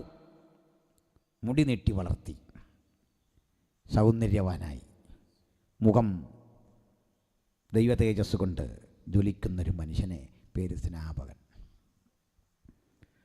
സ്നാപകൻ തൻ്റെ അപ്പനായ സക്കറിയാവിന് ശേഷം പൗരോഹിത്യ വസ്ത്രം അണിഞ്ഞുകൊണ്ട് ആലയത്തിൽ ധൂപം കാണിക്കേണ്ടവനാ. പക്ഷെ അങ്ങനെ ഒട്ടകരോമം കൊണ്ടൊരു ഉടുപ്പും അരയിൽ തോൽവാറും വെട്ടുക്കിളിയും കാട്ടുതീനും ആഹാരമാക്കി മാറ്റിക്കൊണ്ട് യോർദാൻ്റെ തീരത്ത് നിന്ന് പ്രസംഗിച്ചുകൊണ്ടിരിക്കുക. ഈ മനുഷ്യനെ കണ്ട് നാട്ടുകാർ അമ്പരന്നു. കാരണം ആ മുഖം അത്ര ജ്വലനമാണ്. അവനോട് ചോദ്യം ചോദിക്കാൻ ഇൻ്റലിജൻസ് വന്നു. പുരോഹിതന്മാർ വിട്ട ആളുകൾ വന്നിട്ട് ചോദിക്കുക, നീ ആരാ വാസ്തവത്തിൽ, പറ, ഞങ്ങൾക്കറിയണം. അവർ തന്നെ ചോദിക്കുക, നീ ലോകത്തെ രക്ഷിക്കാൻ വരുന്ന മശികയാണോ, പറ. പറഞ്ഞേ, അല്ലല്ല. നീ യെശയ്യാവാണോ? അല്ല. നീ ഇരമ്യാവോ? അല്ല. നീ പ്രവാചകനോ? ആരാ നീ, പറ. അവർ ഊഴം കഴിഞ്ഞപ്പോൾ യോഹന്നാൻ പറഞ്ഞു, ഞാനിതൊന്നുമല്ല. ഞാൻ പിന്നെ ആരാന്ന് പറയാം. മരുഭൂമിയിൽ വിളിച്ചു പറയുന്നവൻ്റെ ശബ്ദം. ഓഡിയൻസിൻ്റെ മുമ്പിലല്ല, 10,000 തടിച്ചുകൂടുന്നിടത്തല്ല, കേൾക്കാൻ ആരുമില്ലാത്ത മരുഭൂമിയിൽ, ഒരു പ്രതികരണവും ഉളവാകാത്ത സ്ഥലത്ത്, ആരും പ്രോത്സാഹിപ്പിക്കാനില്ലാത്ത ഇടത്ത് ഞാൻ ഒറ്റയ്ക്ക് നിന്ന് വിളിച്ചു പറയും, എൻ്റെ പിന്നാലെ ഒരുവൻ വരുന്നു.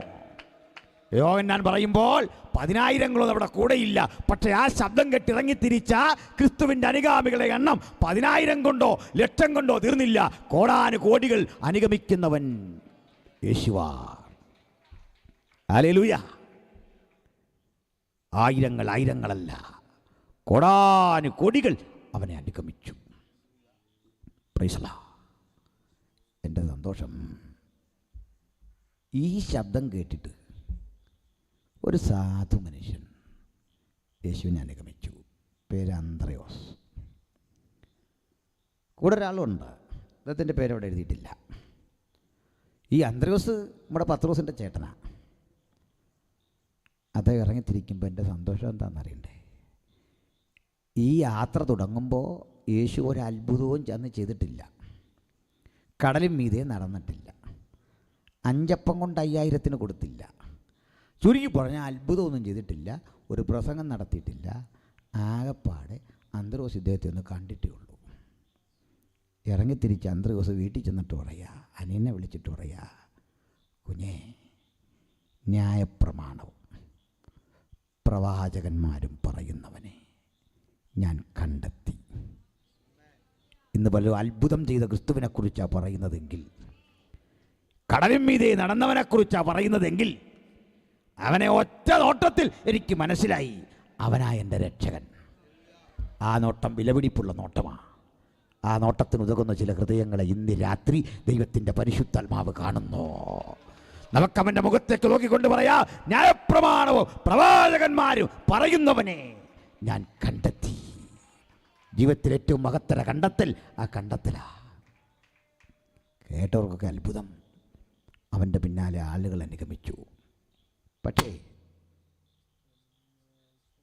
ഒരു കാര്യം ഗ്രഹിക്കേണ്ടത്, അവൻ്റെ പിന്നാലെ ആളുകൾ അനുഗമിക്കുമ്പോൾ യേശുവിന് 12 ശിഷ്യന്മാരുടെ കൂടെ ഒരു 3 പേരെ അഡീഷണലായിട്ട് തിരഞ്ഞെടുത്തു. ആ കൂടി അന്ത്രയോസ് ഇല്ല.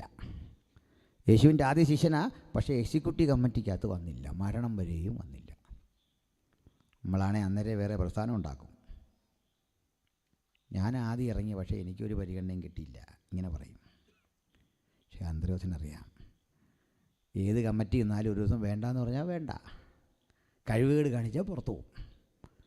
ലോകത്തൊരുത്തിനും എങ്ങനെ പാര വെച്ചാലും പോകാത്തൊരു പദവി അന്ത്രയോസിൻ്റെ പോക്കറ്റിലുണ്ട്. ഒരുത്തിനും പറ്റില്ല കളയാൻ. അന്ത്രയോസിനും പറ്റിയില്ല. ഏതാണെന്നറിയണ്ടേ? യേശുവിൻ്റെ ആദ്യത്തെ ശിഷ്യൻ അവനാ. ഹല്ലേലൂയ. കോടിക്കണക്കിന് ക്രിസ്ത്യൻ്റെ അനുഗാമികൾ ലോകത്തുണ്ടെങ്കിൽ നമ്മുടെ നിരയിൽ 1-ാം സ്ഥാനത്ത് നിൽക്കുന്ന ആളാണ് അന്ത്രയോസ്.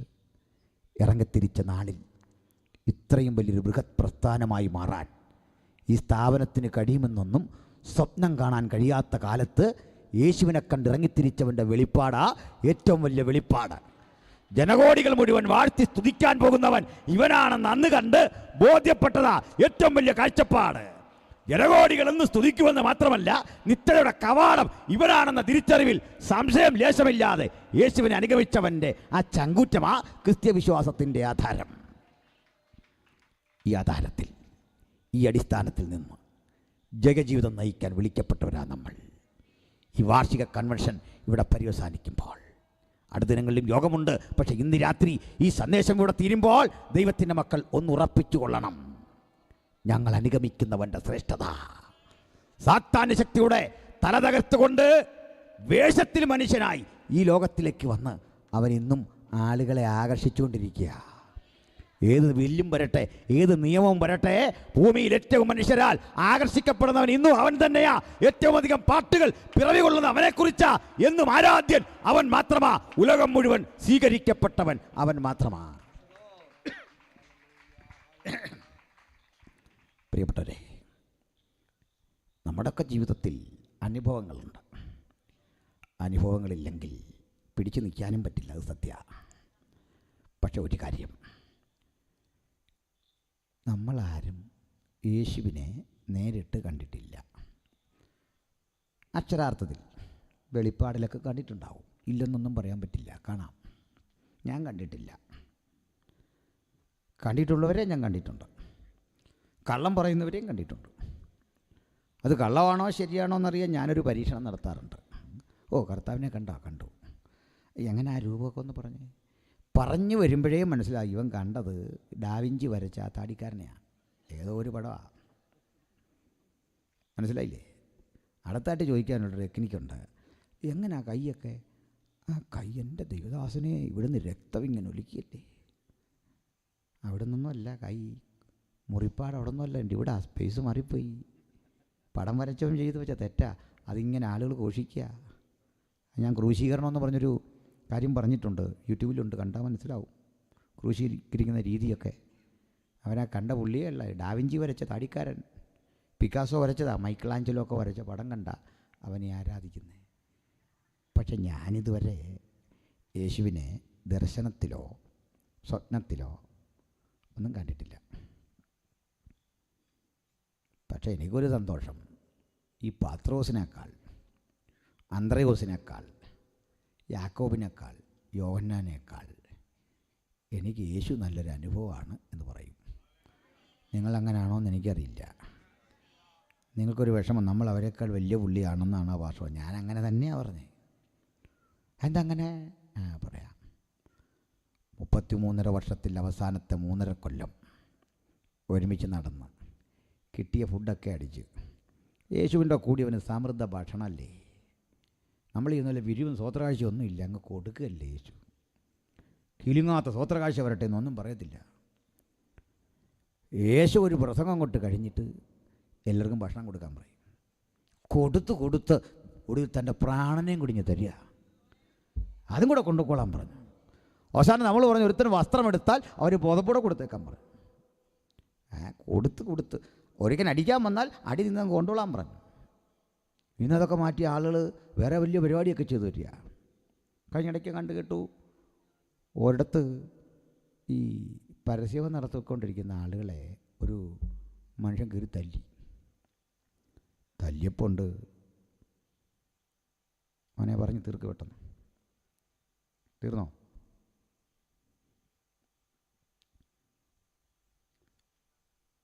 തീരട്ടെന്നാ. അപ്പോൾ ഈ പരസ്യം നടത്തിയവനെ നടത്തിക്കൊണ്ടിരിക്കുന്ന ആളുകൾ കുറേ പേര് വന്ന് തല്ലി. ഇവരൊരു 6-7 പേര് കൂടി അവനെ തിരിച്ചല്ലി. ഇവിടെ ഈ കേസായില്ല, വഴക്കായില്ല, ആകെ വിഷയമായി. എടിയിൽ പോലീസ് പിടിച്ചു. ഇവിടെ ഒരു SI ചോദിച്ചു, പ്രായമുള്ള മനുഷ്യനാ, നീ എന്തിനായി അവരവിടെ പ്രസംഗിച്ചുകൊണ്ട് ഇടയ്ക്ക് പോയി അവരെ പിടിക്കാനും ഇത് ഉഴപ്പാനും തല്ലാനും ഒക്കെ ആയിട്ട് എന്തിനാ നീ തല്ലിയേ? അപ്പം ഈ മനുഷ്യൻ പറയാം, എൻ്റെ പൊന്നു സാറേ, പാസ്റ്റർമാരാന്നോർത്താ ഞാൻ തല്ലിയേ. പിടി കിട്ടിയോ? അതെല്ലാം കാരണം മനസ്സിലായോ? പാസ്റ്റർമാരാന്നോർത്താ ഞാൻ തല്ലിയേ, ഇനിയും ചെയ്യലെന്ന്. ഇങ്ങനെ കൊണ്ട്. പക്ഷേ യേശു അതല്ല ചെയ്തേ. തല്ലാൻ വരുമ്പോൾ തല്ലിക്കോ, ആണി അടിക്കണോ, ഇന്നാ പിടിച്ചോ, അറസ്റ്റ് ചെയ്യണോ, ഇന്നാ കിടക്കുന്നതേ. നിനക്ക് എന്താ വേണ്ട? ഭക്ഷണം വേണോ? സമൃദ്ധിയായിട്ട് കൊണ്ടു, ഒരു കൊട്ട കൂടുതലും കൊണ്ട് അപ്പം. ഇതെല്ലാം കണ്ട് അനുഭവിച്ച് അത്ഭുതം കണ്ട് കണ്ണിറഞ്ഞ 12 പേര്. കടൽ മീതെയൊക്കെ യേശു ഇങ്ങോട്ട് വരുമ്പോൾ ആ ഗലീലിയ കടൽ തീരത്തേക്ക് അനുഭവം എന്താ? തെറ്റിദ്ധരിക്കരുത്. എനിക്കിവിടെയൊക്കെ ക്ലാസ് ഉണ്ട്. ഈ സ്ഥലത്തൊക്കെ പോയി നിന്ന് ഇവിടുന്ന് വരുന്നവരൊക്കെ നിന്നിങ്ങനെ എക്സ്പ്ലെയിൻ ചെയ്യും. ആ രംഗമൊക്കെ കൊണ്ട് പറയുമ്പോൾ ആളുകളങ്ങ് ആത്മനിർവൃതിയുടെ പ്രത്യേക ഒരു തലത്തിലെത്തും. പറയട്ടെ പ്രിയപ്പെട്ടവരെ, ഇതെല്ലാം കണ്ട് അനുഭവിച്ച് കൂടെ വന്നവൻ ഭയചകിതമായൊരു രാത്രിയിൽ യേശുവിനെ നോക്കിയിട്ട് പറയാ, ഞാനവനെ അറിയുന്നു പോലുമില്ല, എനിക്കറിയില്ല. ഭക്ഷണം കഴിച്ചവൻ, കൂടെ നടന്നവൻ, കടലും മീതെ നടന്നു പോന്ന കണ്ടുല്ലസിച്ചവൻ, കഴുതപ്പുറത്ത് വന്നപ്പോൾ ഓശാന പാടിയവൻ. പക്ഷെ ഞാനിന്നിവിടെ കാണുന്നു, അവൻ കടലും മീതെ നടന്ന കാണാത്തവൻ, 5 അപ്പത്തിൻ്റെ ഓഹരി കൈപ്പറ്റാത്തവൻ, അവൻ അത്ഭുതങ്ങൾ ചെയ്യുന്നതൊന്നും നേരിട്ട് കാണാത്ത 100 കണക്കിന് ജനങ്ങൾ ഇന്നിവിടെ ഉണ്ട്. നമുക്ക് പറയാം, ഇതൊന്നും കണ്ടില്ലെങ്കിലും, പാലസ്തീനി ജനിച്ചില്ലെങ്കിലും, യഹൂദനായി പിറവി കൊണ്ടില്ലെങ്കിലും, അക്ഷരാർത്ഥ കണ്ണുകൊണ്ട് കണ്ടില്ലെങ്കിലും, ഞങ്ങൾ നിന്നെ അനുഭവിക്കുന്നു. നിന്നെക്കുറിച്ചുള്ള ചിന്തകളാണ് ഞങ്ങളുടെ ആവേശം. നീ ഹൃദയത്തിൻ്റെ ഉള്ളിൽ ജ്വലിപ്പിക്കുന്ന ചിന്തയാ ഞങ്ങളുടെ പ്രചോദനം. അതാ പറഞ്ഞ നമ്മൾ ഭാഗ്യവാന്മാരാന്ന്. ആ നമ്മെ കണ്ടിട്ട് യേശു പറയും, കാണാതെ വിശ്വസിക്കുന്നവൻ ഭാഗ്യവാൻ. അമനോഹര ഭാഗ്യവത വീട്, ജയജീവിതം കരകതമാക്കാൻ നിരാതി നമുക്കെല്ലാം കഴിയട്ടെ. കണ്ണുകളടച്ചാട്ടെ, പ്രാർത്ഥനയ്ക്കൊരുങ്ങട്ടെ, എല്ലാ ഹൃദയങ്ങളും ഏകാഗ്രമാക്കട്ടെ. എല്ലാവരും തങ്ങളെ തന്നെ സമർപ്പിച്ചാട്ടെ. ദൈവരൂപത്തിലിരുന്നവൻ ദൈവത്തോടുള്ള സമത്വം മുറുകെ പിടിക്കണം എന്ന് വിചാരിക്കാതെ ദാസരൂപമെടുത്ത് താണലോകത്ത് വന്ന അവിടുത്തെ മഹത്വത്തെ അനുഗമിപ്പാൻ ഭാഗ്യസിദ്ധിച്ച് നമുക്ക് പറയാം, നീയാണെൻ്റെ പ്രാണപ്രിയൻ. നീ വന്നത് അടിയന് വേണ്ടി, മുഴു പ്രപഞ്ചത്തിൻ്റെയും വിടുതലിന് വേണ്ടി. അങ്ങാണ് ഞങ്ങളുടെ രക്ഷകൻ. ആ രക്ഷകൻ ഹൃദയത്തിൽ ഉദിക്കുകയും അവനെക്കുറിച്ചുള്ള ചിന്തകളുടെ പ്രസരണം ഉലകത്തിലെത്തിക്കുകയും ചെയ്യുന്ന മഹത്തരമായ ക്രിസ്ത്യ ജീവിതത്തിൽ സാക്ഷ്യം വഹിപ്പാൻ ഈ വചനം കേട്ട ഏവർക്കും അത്യുന്നതൻ പ്രാപ്തിയാക്കട്ടെ.